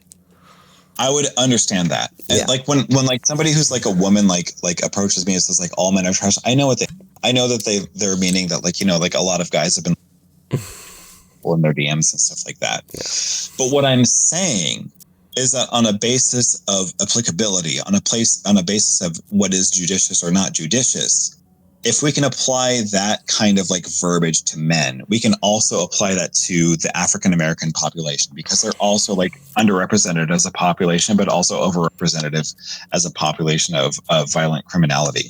And if you're not willing to apply that to the African-American population as effortlessly or as like, easily as you are to like the male population, then I think that there's some cognitive dissonance at play. Well, maybe there's cognitive dissonance at play because there's a power dynamic that's different from just African-American men and men in general. The power dynamic is literally like a population representation. That's all it is. It's like there are more men in the African-Americans in this country. But like I specified before, if men only constituted 13% of the population in the same way that African-Americans do, then men would also have a 1350 monopoly on violent forms of assault or persecution. So they're both 1350. I did the math for this, and I can't I'm not accessing this with my computer. Well, I'm not disagreeing with your math or anything. It's just I feel like the math in this case can only be used as a tool. If you don't disagree with the math, then you'd also have to say that black people are trash if you're willing to say that white people are trash. But I feel like this negates a lot of other factors, and this is why we approach things differently. Okay. What are the other factors? Well, again, the power dynamic. Like, do we or do we not live in a patriarchal society? I would say yes. Okay. So do you feel like there should be a different I don't want to say standard, but do you feel like we should approach things differently when, people who are affected by patriarchy want to express themselves versus to people who benefit from patriarchy? So because certain people are victims of patriarchy doesn't mean that the people who are like also afflicted by other violent forms of criminality from other populations, they shouldn't like. Oh, sure. There are plenty of men that suffer from patriarchy. I'm not disagreeing with that. No, I'm not saying violent men that like people that like suffer from patriarchy. I'm just saying that on a basis of like who's being inflicted upon, like the criminality is clear. It's not like, it's not that patriarchy is the overarching thing. It's that there's like criminality being inflicted by 13% and 13%, and they're both 50% recipients. So so here's the thing: if you were to limit the male population to 13%, it would not be like a patriarchal a stranglehold on society. In the same way that, like, you know, since the African American population in this country is about 13%, that's not like an ethnocentric stranglehold that favors African Americans on the population. So my hypothetical does not cohere with your hypothetical there. I feel like I'm also kind of. It's not a patriarchy if there's only 13% of like a male. Of like a matriarchal population. So, like, the way that your comparison would work, if there was like a almost 50% like, you know, representation of African Americans in the country. So, I feel like I'm approaching this from a blind spot, because it's really hard for me to put myself in the situation of, like, say, a woman in this circumstance, and like, what can I like steel man both?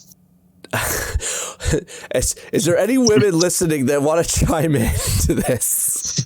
Yeah, everybody's fucking up right now. Here's the thing. I'm sending out a post right now. We need women. The reason why this is difficult. Okay. The reason why it's a patriarchy right now. Mm-hmm. Men in this country. If you were to reduce that to a 13% population disparity, then it would not be a patriarchy. Like, the matriarchy would be in charge.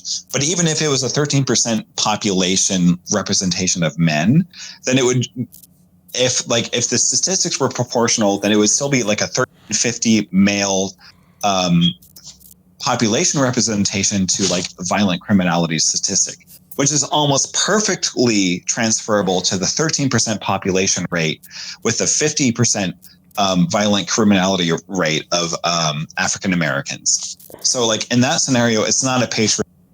Women like overpopulate the men in that situation. But if people aren't willing to say that, you know, African Americans are trash, even though they only represent a 13% population for 50% of the violent criminality in this country, then they also should not be willing to say that men are trash. Even though, you know, they represent their population rate with the violent criminality rate as well. I don't think, but even if somebody was to like say like, hey, men have been like more like historically abominable, I would agree with that. I think like men have been like, you know, like pretty like abysmal in that way, but I just don't think that framing that in that way is going to drive men towards like, you know, bettering or reconsidering their behaviors in a way that's productive or constructive. And I think that's what's most important. Okay. So is your conclusion then that women should be careful how to criticize men for fear of driving more men away? Is it that women should be fearful of how they criticize men? It's not that people should be fearful. It's that people should care about what works and what doesn't work. When I think about like what works and what doesn't, when I debate people, it's not about like me like posturing what's true and what's not true. What it comes down to is what can potentially persuade people, what can potentially like, you know, move people towards like a more empirical, factually relevant direction. So sometimes what feels best and sometimes what works best are two very different things. Sometimes it feels best to be condemning towards a population of people. Sometimes it feels best to express verbal violence towards somebody because we've endured violence towards somebody. But just because it feels best doesn't mean it works best. And if something works better, if rhetoric works better, if rhetoric actually compels more men to change their toxically masculine ways by not calling them trash, then I would absolutely favor not calling them trash if it meant that they treated women better in the long run. Okay. Is my thing. Okay. So here, let's put it like this way. What would you say to a woman, like, after you give that explanation and their response is, I feel like you're invalidating our experiences and situations for the fear of, because you want to coddle men, because you're afraid of like they might become worse. Here's the thing. Do you want to prevent more of what they experienced, or do you want to enable more of what they've experienced? Well, It's obviously like, less. do you want more men to double down on the things that, or do you want fewer men to double down on the things that? Well, it's not about coddling men. It's about it's about telling men that not all of you guys are monsters, and that for those of you who do have damaging tendencies, that it's okay to move away from those things. We don't have to demonize you on the way towards moving away from those things. So I think that there's a level of persuasion there that's humane, but that's also correct. And this also has to do with how there have been studies that have determined how the human brain responds to certain narratives. Mm-hmm. And when people hear arguments that are inflammatory, that are purely antagonizing, the brain responds to those arguments and it doubles down. Oh, so but, do you feel a negative stereotype threat as a man? No, nope, I don't, because I know myself well enough. But you feel like a lot of men do. They can, and I think that it's those men who need to maybe hear a different approach, and it's the people who have tendencies and behaviors that they need to correct, that need to not be demonized so much. And I think that will have a better effect on improving upon toxic masculinity than other forms, rhetorical forms that just immediately categorize them as being an enemy, as being didn't Shuanhead make a video about this recently? I don't know. Oh, okay. I didn't know if you saw it or not. She basically, I think she's touching on this issues of why, there aren't more male leftists, and why they go towards people like Andrew Tate and stuff like that. Because they're constantly told they're the fault of everything. Are awful. Yeah, I agree. There's a certain amount of that I agree with. I think that men need more positive role models. And I think the only role models with are people like Andrew Tate, and that they're told by women that they suck a lot of the time. And I think that a positive male role model is somebody who's empathetic, somebody who's compassionate, somebody who's dutiful, somebody who's perseverant, but also somebody, who isn't just reactive to all these accusations against them. So, anyways, I gotta use the bathroom. You yeah, feel free sure. What's up, everybody? Yeah, you know what? Hang on. There is this is actually, because I do. There's a quote by Bell Hooks about this. I feel like would help me explain this situation. Let me see if I can pull it up for Bell Hooks quotes on men, because I remember reading about. So, masses of men have not yet begun to look at the ways that patriarchy keeps them from knowing themselves, from being in touch with their feelings, from loving. To know love, men must be able to let go of the will to dominate. They must be able to choose life over death. So, I mean, look, I feel like there's a give and take on all this. Yes, I feel like, we should be accommodating and understanding to the concerns of men, but I think what a lot of men have to kind of understand is that a lot of your, frustrations are coming from the unwillingness to let go of privileges. Oh, hold on a second. Oh, yeah. Actually, I agree with what Bell Hooks is saying. Okay. But is calling them trash driving them towards introspection? No. I feel like that's way too derogatory. Yeah. Yeah, no, that's literally what I'm saying. Okay. It's the men are trash narrative is not driving people to purposeful, useful introspection. I think, of course, there's an overrepresentation of men that are not respectful of women. But I think that's more of a sociocultural component. And I don't think that the men are trash narrative is useful towards men correcting that. I don't think that at all. In the same way that if we told black people that they're trash, even though they overrepresent violent criminality in this country, that would not be useful towards them. It would not be useful towards them. And I think that if you're willing to say that, oh, I don't believe that calling black people are trash is useful, you should also apply that towards men. Because like I said before, if you were to equalize their population rates, they would have similar levels of criminality. So that to me means that they're basically equal with how they overrepresent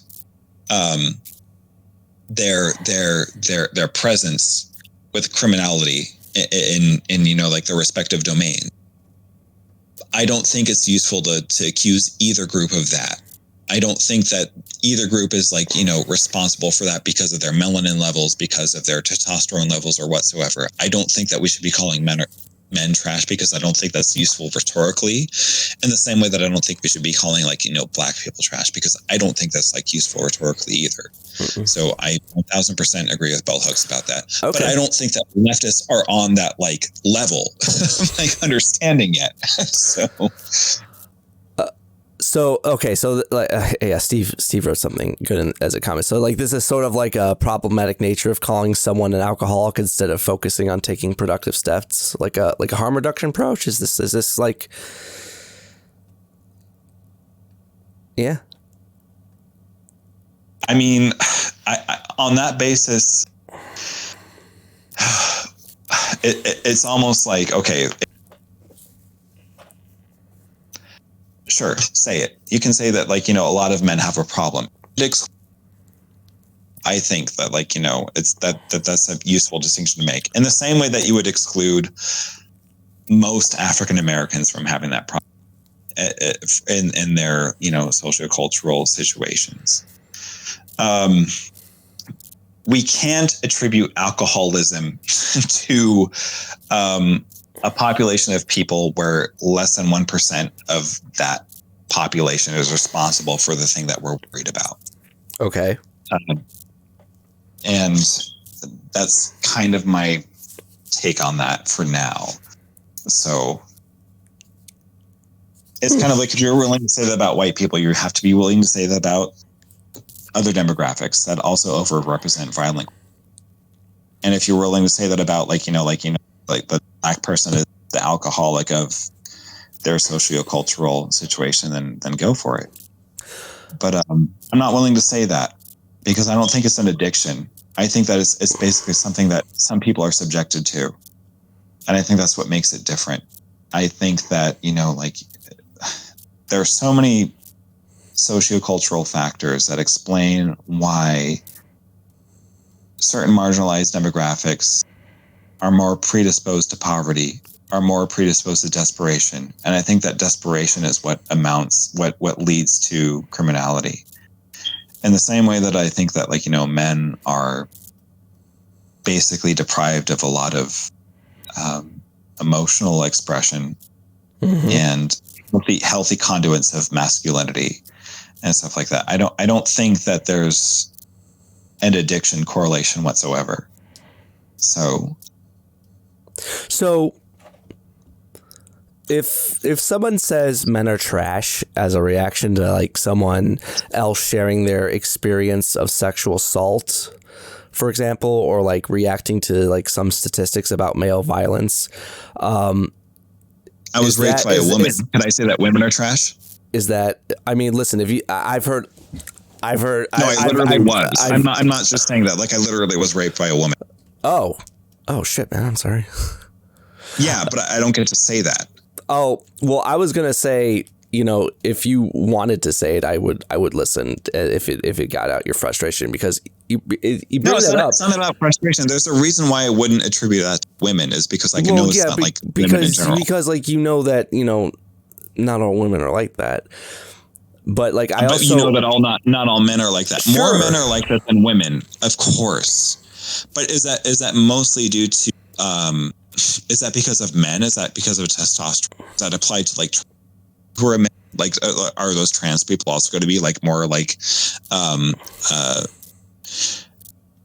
predisposed to like raping women? Are we like willing to like fight as trans men? The point I was trying to make is that like I hear this from like the opposite end and like the manospheres when they're talking about like how like they're so disappointed by women and like how women have ruined them and stuff like that, and they feel like all women are trash and that That's matter. gross.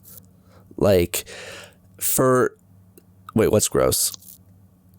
The manosphere explanation of it. That's not anything that's like what I'm advocating for. I just don't think I'm not that like saying the that. men I'm are not saying that trash. you are either, but Yeah. I'm trying to put this from the perspective that like a lot of people internalize their experiences too much that they kind of forget like the bigger picture, and I think that's the crux of the problem here. It's either when men say it the and when bigger picture though, when they're applying men are trash to a majority population that doesn't commit those crimes. In the same way that like when like if you were to say that black people are trash, you'd be saying that population and the majority of the population does not commit those crimes. It's like I don't think that we can hold both positions as like what I'm saying. I don't think men are trash is a useful rhetorical tool. I don't think that compels more men to become better men. I think that like drives men who might have like dangerous or bad proclivities in the wrong direction. I don't think that we should like be like saying this. I think that instead of saying that men are trash, we should instead be like, you know, basically illuminating what men should otherwise be.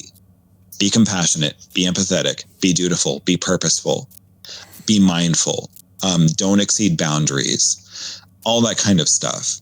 I don't think men are trash is judicious. It generalizes an entire population of people in a way that's not judicious against that population of people. In the same way that if people were to say like black African Americans are trash, it would also wrongfully demonize a population of people in a way that's not judicious or precise with those population rates of that people.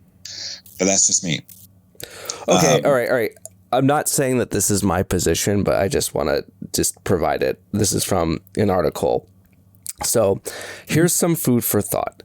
You might not be Harvey Weinstein, but it doesn't mean you're not complicit in violence and aggression against women. For instance, ask yourself if you've ever excused a friend's violent behavior towards women, or remained friends with a known abuser or aggressor, or if you've victim shamed a survivor before. If you've answered yes to any of the above, I have some bad news for you. It's much too easy to be passive when you hear something you don't agree with. Standing up for women and being a good guy isn't a bandwagon you can jump on and off at your pleasure. If you really do want to be seen as an example of not all men, you should start acting like it.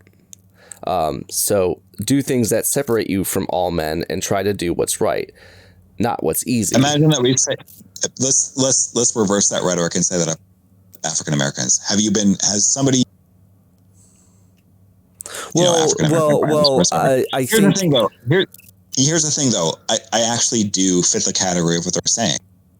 It's like if you knew anything about the thing lore. It's that as soon as somebody was actually the recipient of sexual abuse, I played a very like formative and fundamental role in making sure that person was not a factor in that situation. But wait, can you repeat that? I'm sorry, I didn't hear all that. Are you familiar with the former admin who committed sexual assault against somebody? And are you talking about? Are you talking about what's his face against what? Yeah. Okay, I remember that. Yeah, I remember that. Yeah, when there was evidence of sexual assault, there's nobody who moved more rigorously against and more decisively and spent more time moving against that than I did. I made sure they weren't a factor in that situation. So yes, there's a component of that, but at the same time, I don't know what the other point of that like article was trying to.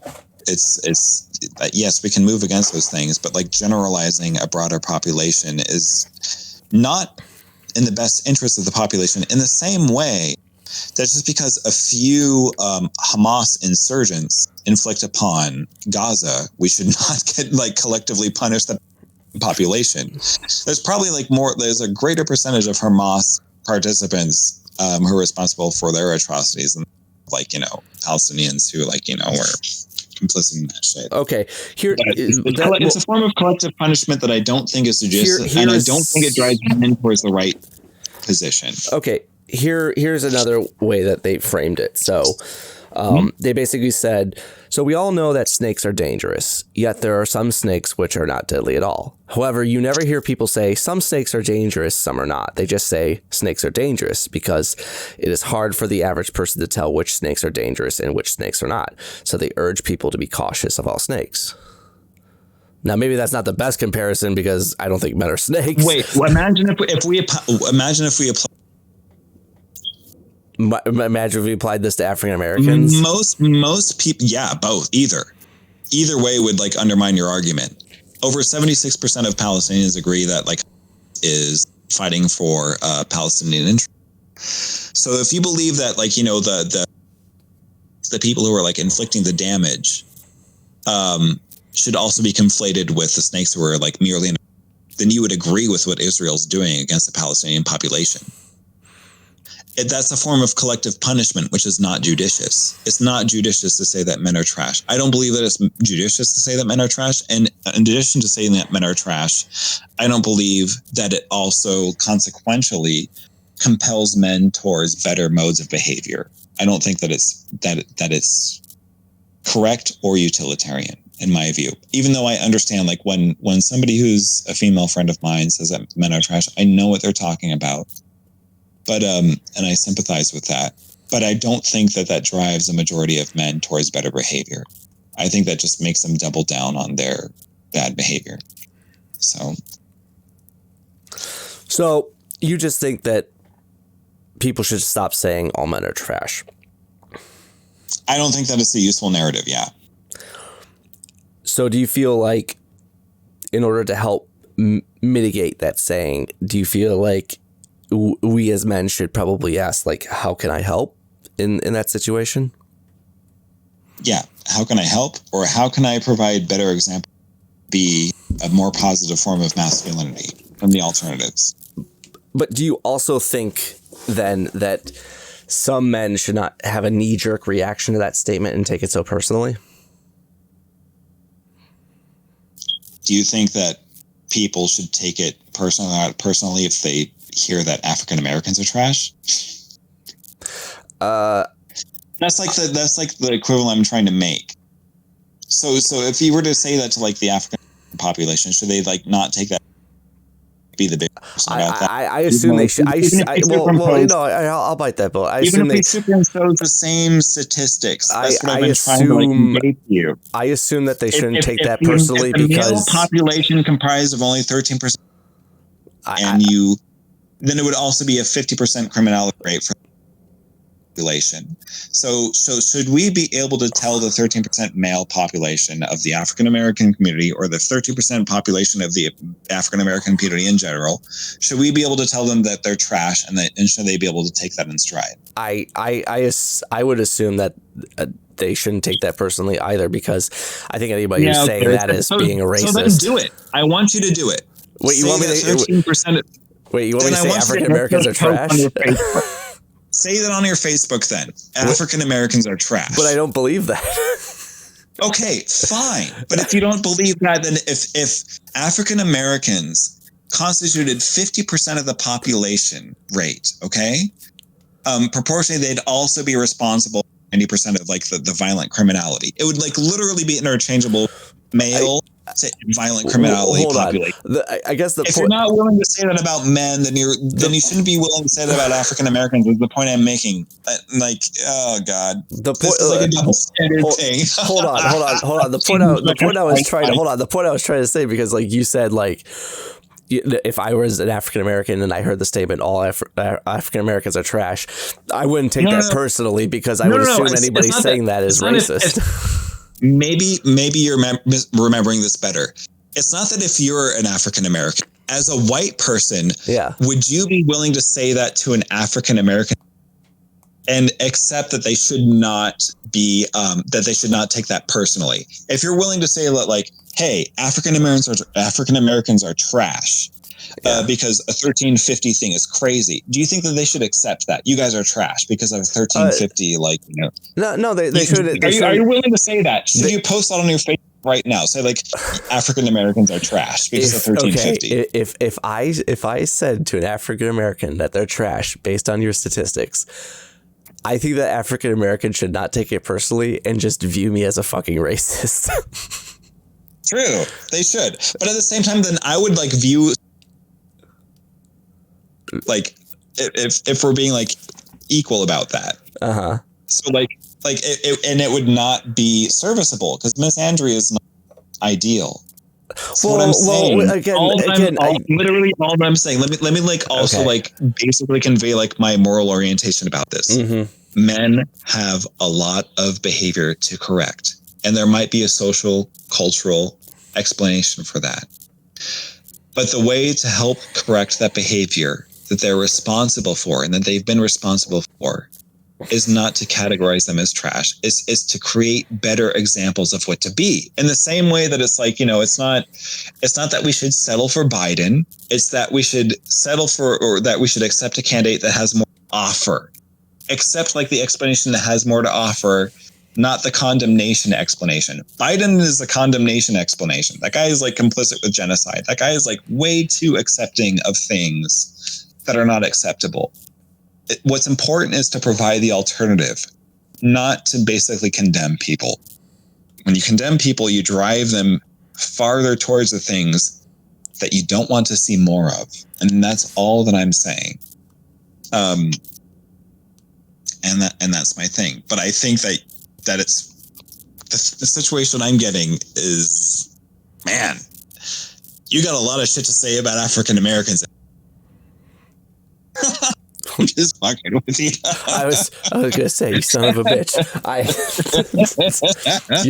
You're the one putting me in this hypothetical. This is not my actual representation. But you answered the questions. I'm putting you in. Well, yeah, but I don't think you believe these things. I don't think you believe in things either. Yeah. This is the problem that I have with this, because like I do agree that, you know, men are trash is most likely an unhelpful statement. Literally all I'm saying. That's all we have to agree on. Okay. I guess again, it's really hard for me to be like the devil's advocate here because like I'm not a woman, so like I feel like I got a lot of blind spots. I feel like it would be more authentic if we had some women, you know, putting their 2 cents in. Because like, do women have like, does like identity determine like what's like? Identity does. Black person, they say that 2 + 2 = 5. Does that mean that they're like this is not right? This is not just a purely mathematical connotation here. It's basically identity does fuel life experiences. Like, okay, any women who want to like make this like that men also have to make this claim about black people from now on, because like if we were to like equalize those are the rules. Like, those are the rules they have to do. Those are the rules. No, like literally, like if you like, I've fucking done the math. If like men represented 13% of the population, it'd be and if you're willing to say that like men are black people are trash, I'm fucking sorry. I'm fucking sorry about that. That's a fucking mess. I feel like it's people. What if a woman has actually had nothing but good experiences with African Americans, but like bad shit about bad things happen to them with men? Like, are they allowed to say men are trash? But whole argument, it's like, what if my anecdote like disproves it's like not an anecdote? I don't know anything. I'm just giving a hypothetical. What if my bad? I literally have a bad experience with a woman and zero bad. Hey, I am not trying to invalidate you. I am not trying to invalidate your bad. I know, but that means that like it's not about any one person's experience with raped by a woman. I've had zero bad, like violent, like, you know, like experiences with men or women. I've never been fight before. But that's hold on. I feel like I've been giving you some leeway with this because I already agree with you because the phrase is unhelpful. The point that that's like literally all I'm talking about. I'm just like literally my frustration though is, can you at least meet me halfway, and that maybe men should not have such a knee-jerk reaction to that statement? Because if they know that they're a good guy, reaction to the statement, I'm speaking for men who would have a knee-jerk reaction to that statement. I don't. A lot of my female friends talk to me about like how like, you know, like men have been like shitty to them. And I completely understand. But I'm more so talking about like the men who are like susceptible to that narrative, or not susceptible to that narrative. If a woman comes up to me and is like, and they say like, oh, a dude has been like awful to me, I'm like, oh, I fucking get it. Like I know that dudes are fucking awful on Tinder, they're awful on Bumble. I don't think it's a rhetorically effective standpoint. In the same way, if somebody was like to grow up in Compton, oh man, I was like robbed and like, you know, like bugged by this guy, I'd be like, okay, but like you were like especially like exposed to that situation. I don't think that like represents like, you know, melanin levels. Okay, all right. So, okay, do you feel like it's equally making sure that we avoid, you know, toxic generalized statements like all men are trash, as well as educating other men to not take what women say seriously? Because I think a lot of women are frustrated, and maybe we shouldn't take them so literally, and we should probably explain why, you know, you shouldn't be offended by that if they happen to say it. Like I mean, if we want to inoculate men against it, but I also think that like it's to just like, if efficacy matters, to not make that narrative jump. Because I think that like even if they have patient for it, it's not helping their situation. By like saying that like all men are trash, they're making men who have those like damaging tendencies double down on it, and they're potentially driving other men who don't have those damaging tendencies to like run in the other direction that like endangers more women. If people are going to be consequentialists, whether it's women or otherwise, don't take that narrative standpoint. I'm a fucking consequentialist, Mike. Like all I care about is like whether or not more women or less women are assaulted. And I'm just saying that like this like narrative standpoint is not useful. That's like literally all. And like, and that's why I think that women ideally will not utilize and deploy that narrative against men. Because it's not going to help their chances, and it's not going to help men become what they should otherwise be. What if I were to tell you that almost sounds like women shouldn't dress slutty if they don't want to be raped? I would tell you that is a fantastical statement. I don't know how the fuck you're like drawing like a comparative. Well. Oh my god! I'm just like saying like women shouldn't call men like all men trash. Okay. All right. Here, let's do an experiment. All right. Since there's hold on, let me check the comments really fast. Let's see if any women commented. Okay, no, they haven't. But okay, all right. I'll be the woman. All right. I'm gonna try at least. So you are the one, bro. That's fine. That's fine. All right. So I'm the woman here. So I'm gonna say all men are trash. They're fucking trash. Mm-hmm. They're fucking assholes. Like I'm fucking done with them. Like why are all fucking men like this, David? Yeah. So what would you say to me? I would say, what would I say to you if you said that to me? Yeah, like I just did. Are you not listening? Do men not listen? Men never fucking listen. They're always stuck in their fucking minds doing stuff. Like, what is your fucking problem? I'm sorry. I just heard you say that all men are trash. Like, am I not listening to you? Sorry. Go ahead. No, I would say I understand. This is what I would say to somebody because I've like had people. That there's a disproportionate number of men who are unsympathetic, and there's a disproportionate number of men who feel sexually emboldened to behave in ways that are not acceptable. But that I think that the narrative of all men are trash. Yeah, well, where are those men? I've yet to see a man like that. Where are they? Wait a second. You're talking to me. I am the paragon. I am the paragon of men who do not behave that way. You tell me then in that situation one time when I've behaved towards you that way. Okay, you got me there. Sorry, I was just a little angry. Okay. It's okay. It's all right. But it's Sorry, like, but you it's understand, like, he was just a fucking asshole. Like, we were going on a wonderful date, and like I had my nice shoes, a nice outfit, and then he like he shows up like a fucking slob. And then, you know, he thinks that like by paying for my fucking meal that like means I have to fuck him. And like, no, that's not the fucking way how it works. And then he got fucking mad at me, and then he fucking stormed off. I think that'd be like how many men have done that? Are you talking about one guy? Like it seems like that's just the standard that men fucking expect. Like, oh, I'm sorry. Like I can, or they get offended where like I can just pay for my half. Like you don't have to pay for my fucking thing. Like why do you assume that you always have to like pay for my fucking deal? Like I probably make more money than this person anyway. I'm like highly successful here. Yeah. So I would need, first of all, citation needed. I need like more information. I'm not doing good at this. I'm sorry. I'm really not doing good at this. You're magnificent at this. But it's also that I'm going to say to you, like what I've said to a lot of women, that and a lot of my female friends, most of my friends are like women, by the way. That's how it's happened. Mm-hmm. But it's that I know that there are a lot of men who do not treat women the way that they deserve to be treated. And even when it comes to double standards, I've heard stories about how things go down. That doesn't mean that it's like, you know, the overall population of men. But I think we can almost also, this is like a giant component that like we've been missing in this conversation. This also has more to do with like men in the United States and like other parts of like the Western world. I would love to date a European guy for once. Like maybe that's what I'm going to do. That's also the thing, is that like, you know, when we're talking about like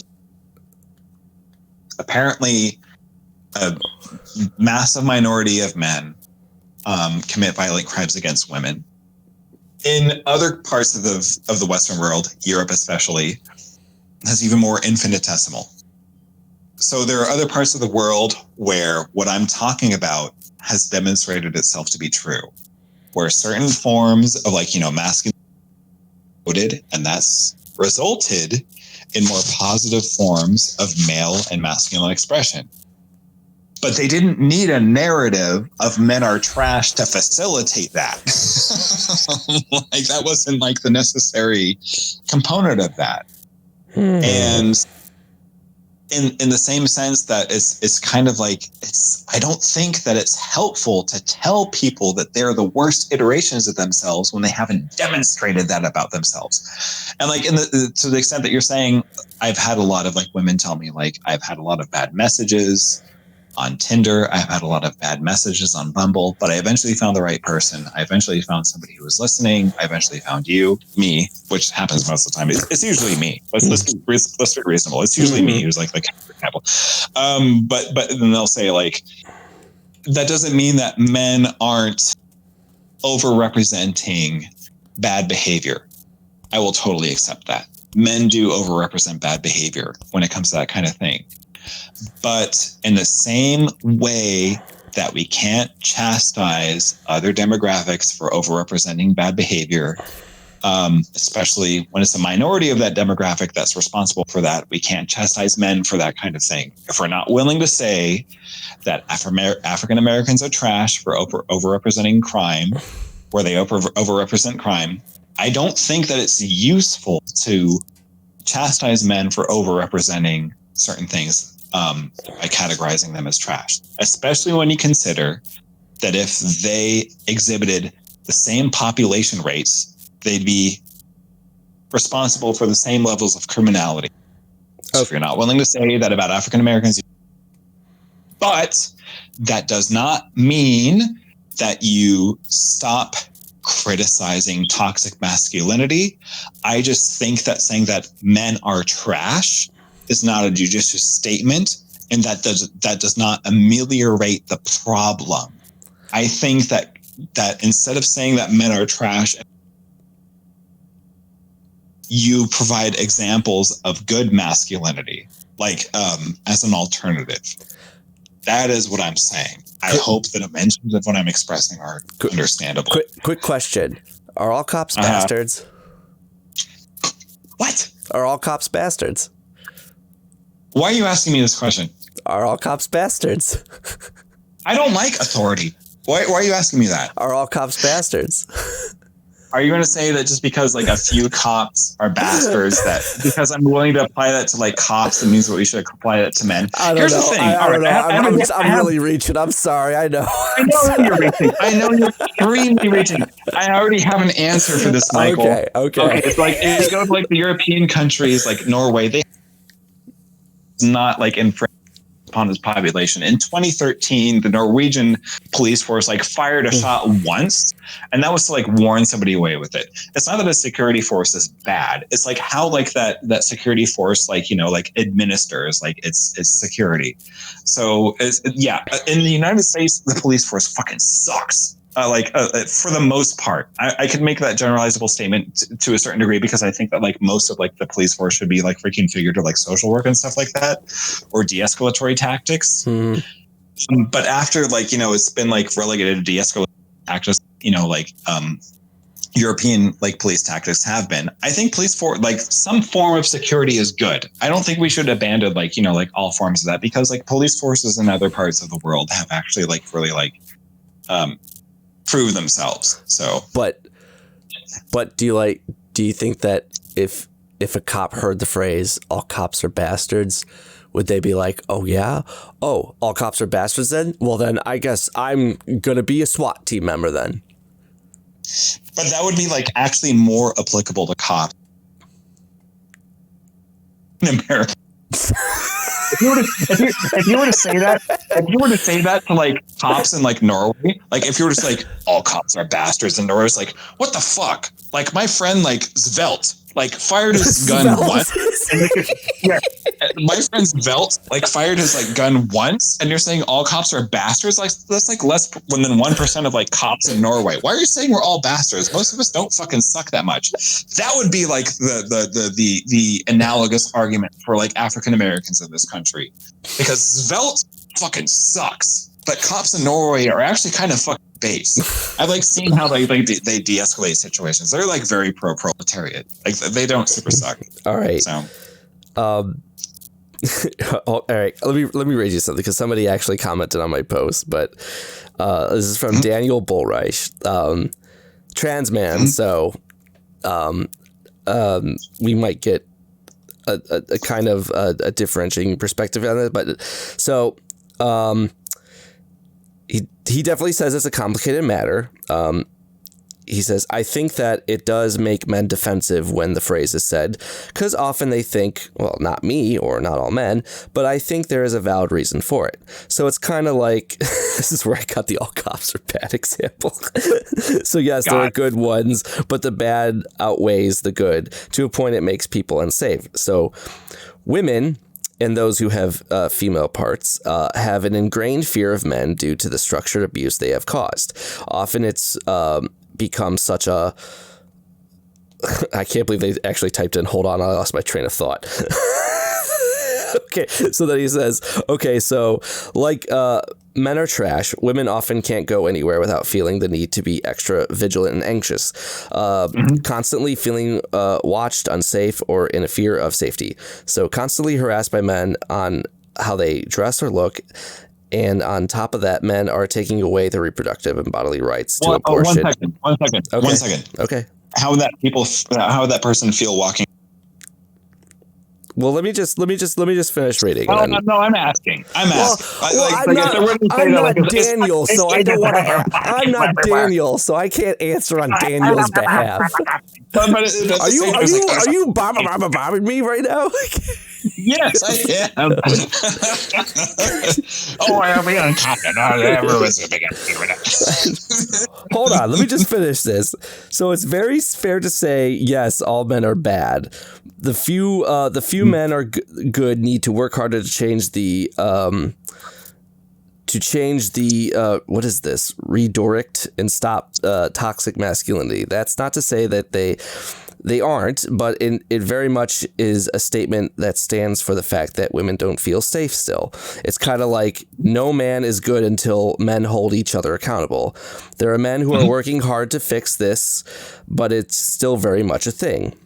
And then he says, then again, what do I know? It's just kind of my mentality on the matter. Trying to say not all men would downplay how women feel, just as it does saying, you know, and then that. What he's saying would like downplay how, like, you know, feel walking through content. It's like, fine. But it's like, I think this is more like very centric to the United States, like, and like other parts of, like, you know, the Western world, whether it's Scandinavia or whether it's other parts of like European countries, like I don't think that this kind of like fear is as predominant. And I think that indicates that it's more of a sociocultural situation than it is that's like anything that's like endemic to men. And I think that, like, you know, the Scandinavian countries, we can like redefine what like healthy like masculinity is. We don't have to do that by saying that you all fucking suck. I don't think that's necessarily like the best way of like redirecting toxic masculinity. I will completely admit there's a grotesque overrepresentation of toxic masculinity in the United States. I've like heard that from so many of my female friends. Dudes like extremely suck here. But I don't think that that's like an effective rhetorical tool for that. And I don't think that that's endemic to men. I think that's like mostly like sociocultural factors. And that's basically my standpoint about it. Men are trapped, not effective rhetorically. It's going to drive men to double down on their problematic tendencies, or it's going to drive men who don't currently have problematic tendencies to abandon feminism. And by abandoning feminism, they're more likely to commit those atrocities against women. I think it's pro-feminist to not say that men are trash, to say that, look, men, you need to be redirected. You need to have a different conceptualization of what masculinity should be. It's not the Andrew Tate shit. It's not the sex trafficking shit. It's not the fuckboy shit. It's being mindful. It's being dutiful. It's being purposeful. It's being aspirational. It's also being like compassionate towards what you have to be to make women feel safe, to make women feel protected, to make women feel heard, all that kind of stuff. So that's basically my orientation. But my orientation is completely incompatible with men are trash. I want to tell men that they could be better. So, well, I agree with you. I want to say that men it should be better if we want, you know, this, if we want the phrase all men are trash to be less heard of. So comment. So is David saying the power structure of the patriarchy bad, but men good? Is a power? No, patriarchy is not good. I'm saying that like what's basically mitigate the patriarchy is not the narrative. Trash. Patriarchy is not good. Of course, like men, no, it should not be like whatsoever. But I don't think that like basically saying that men are trash is a way to mitigate what's most damaging about male behavior.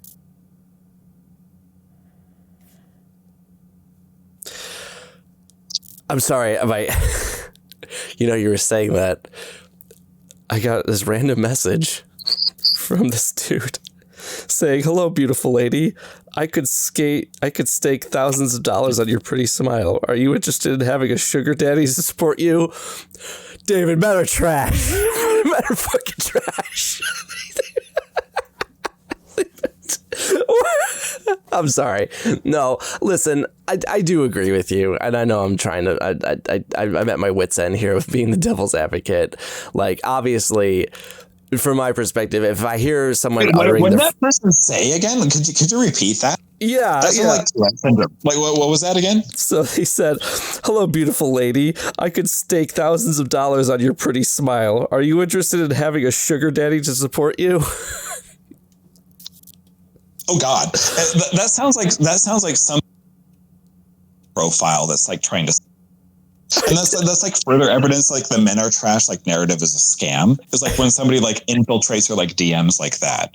Like it's like every woman who I've ever had complain about somebody who's like, oh, just let me take care of you, baby, sounded just like that. So if anybody if there's any reason to invalidate somebody's opinion, it would be a reason to invalidate that person's opinion. So, but feel free to debate me in DMs instead, and I will post the screenshots afterwards. Wait, what am I debating you on? No, not you, that guy, that person. I would love to have a conversation with that person. I would love to have a conversation with that, opportunistic predator in your DMs. I'm just like, well, what's bugging me? It's like, does he assume I'm a woman? I mean, mind you, my profile picture is not my picture. It's an American flag, but still. I did send him a screenshot of me like, oh, really? Yeah? I could be my sugar daddy? I don't blame you whatsoever. We can all use a sugar daddy. I want a sugar. We all need yeah, sugar I want some type of sugar. That's for sure. Same. Whew. This is fun. I need prolapse sugar. That's fun. I like exploring these topics. Too. I think okay, let's go on what we agree. Okay. It's that the women are disproportionately subjected to really bad behavior by men in this country. Agree. We can agree with that, right? Yeah. But whether or not men are trash is the best rhetorical method for addressing that. I just disagree. In the same way that some people are more disproportionately subjected to violence from other demographics. It's not fair to say that, right? Or do we not agree? Or agree? I would say that it's probably an unproductive way to bridge divides. Yeah. What would be your alternative? How would you promote? Because I have an answer for that. But hold on. Are you asking me what women ought to say about being frustrated with men? It's not about women. It's just what do men need to hear to I guess get rid of all these damaging tendencies that they've accumulated over the years from the 90s, the 80s, 70s. I don't want to make this about what women should say. What does the problem source that are men need to hear? I think men need to understand that they may be victims on some things, but by and large, they benefit more from the structure of the society that they live in, and they need to acknowledge that and come to terms with it. So what's an example of healthy masculinity? What healthy masculinity? Oh, sure. Healthy masculinity is not being ridiculed for your feelings, being able to express yourself fully and not be feeling pressured or bullied into conforming to some type of notion of what is a man that we commonly think of. I don't want to make it too wordy, so I'll just stop right there. I think. So here's what I think healthy masculinity is it's being efficacious. It's being capable. But what does it mean to be capable? I think being dutiful is important. I think being disciplined is important. But I think empathy also has an important. Yeah, there has to be. Yeah, there has to be a sense of caring. Yeah. Yeah. I think empathy also is something that prevents men from inflicting the worst upon other people. I think men should also also know that the people that don't care about men's problems the most are other men, and they need to recognize and acknowledge that, because they are the ones holding you back the most, not women. Not saying that there could be bad women that will, make your life terrible. Because there are, I guess I would explain it in that situation. You shouldn't be upset that some women have found a way to twist the patriarchal game where they are able to benefit from it. If you want to address bad women, I mean, you still have to address what we find to be acceptable manliness and unacceptable manliness, and often change our perspective. What is manliness and what is so-called effeminate, which really isn't. And that's the thing. A lot of men think being very controlling of women, which is, it's you can't dress up in a way that makes you feel self-satisfied. Yeah. Because that feels like a threat to me. Yeah, insecurity. Here's the thing: insecurity is not manliness. No, insecurity is not manliness.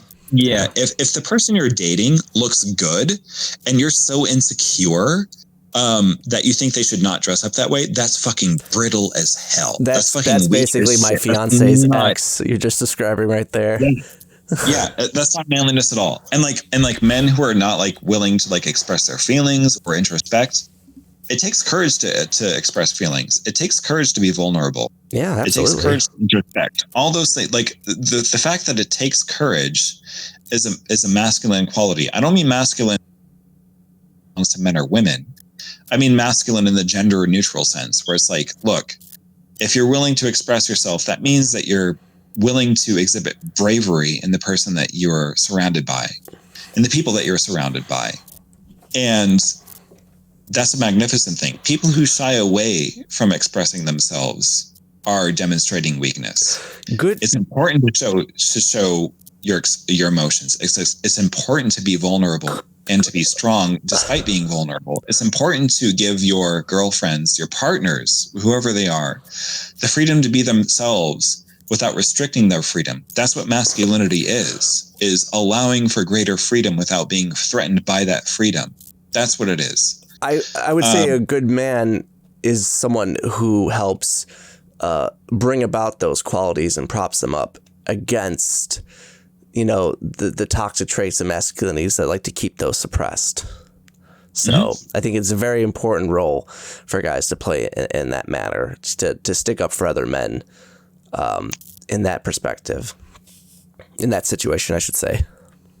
1,000%. Yeah.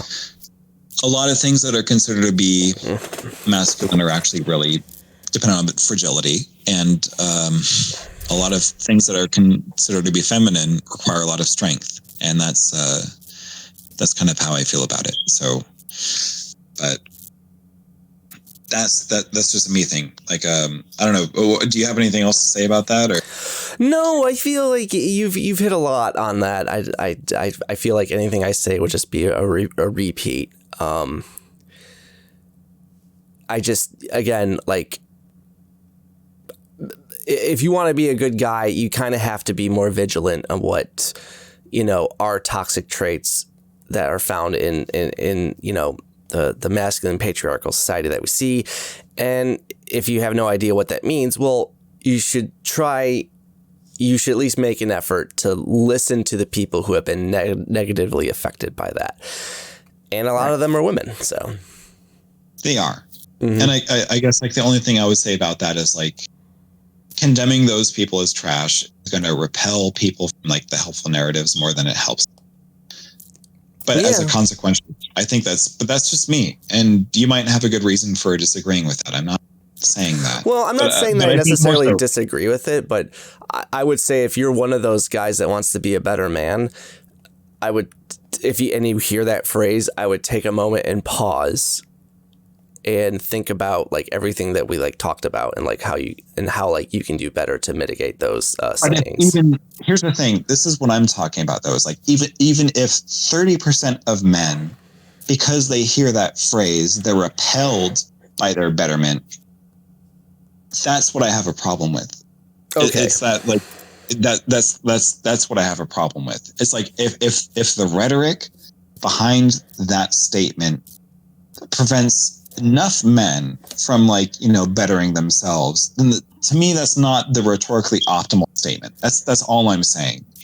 But then somebody from the other side could say like, if we didn't call men trash, then maybe a portion of men who wouldn't consider that they were behaving badly. But like I wouldn't know how to quantify that. So I think that would be like the steel man, like from the position I'm. But it is what it is. I sympathize with your position.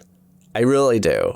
I just, for me, shit. Again, like, we need to bring this back. We need to bring this back, and we need to get some like actual women perspective, not me like trying to fake it. So, but identity doesn't prove legitimacy. It's like but that could be cool. But like at the same time, it's like where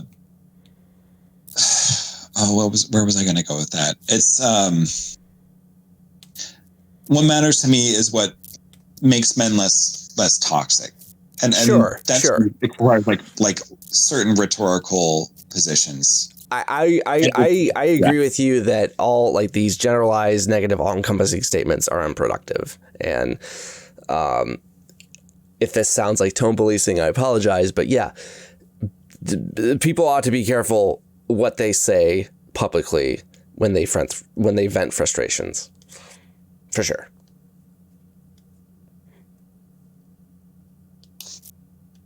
Well, what else are you up to tonight? Are you going to have fun? Do anything? Shit, I don't know what I'm supposed to do tonight. I'm supposed to. I wish you could do karaoke with us. We're doing karaoke in like 2 hours. 2 hours? Well, yeah. If I'm not doing anything, I'll pop in. No. We're going to a bar. Oh, I thought you were doing one of those online deals again. Sorry. Yeah, and not this time. I like karaoke. Okay. I gotcha. Anymore. So, well, what do you want to do this again? Whenever you want to, and if you want to have people like debate me and like take the task of me about this subject, we can. Okay. If you want to get some women involved, do it. I'm totally about it. I have running a gauntlet. Okay. So when's the next day you're free? Let me see. Like, when's the next day I have a day off? Or the next day or the next. So you said you can do any time after work, and you're off at like 11. Yeah, let me see. Because if that's the case, like if I just have to wait for you to get off of work, then I can do next Thursday, 30th. So do we want to have like a men are trash debate? Okay, let's do that. Let's see if we can find some people that can actually have a more stronger stance against that, and let's see what happens. Okay, let's do it. So I think I have the day off. No, I think that'd be really fun. Okay. That means I'm also going to be able to do some research. So do so at your peril, Miss Andress. But yeah, like I have Thursday off next week. Okay. All right. We can do Thursday. Okay, cool. All right. Sounds like a plan. All right. Well, I guess this wraps it up for everybody. I'm kind of hungry, so I'm going to get some food. I'm kind of hungry too. Yeah. It's not because I have citizenship, but yeah, it is what it is. All right. Well, we'll shoot for something. We'll shoot for something Thursday. I wanted to kind of debate Austin on whether or not Israel is apartheid, but I don't know if I can cram all my information in a day. Have a bunch of debates. Women could debate me about whether. Okay. Yeah. I'll see if Austin wants to fucking. I'll see if Austin's available, and we can. Okay. Yeah. All right. Love you, buddy. All right. It's been awesome. Yeah, it's been fun as always. Take it easy. And bye, guys. Thanks for watching. Take care.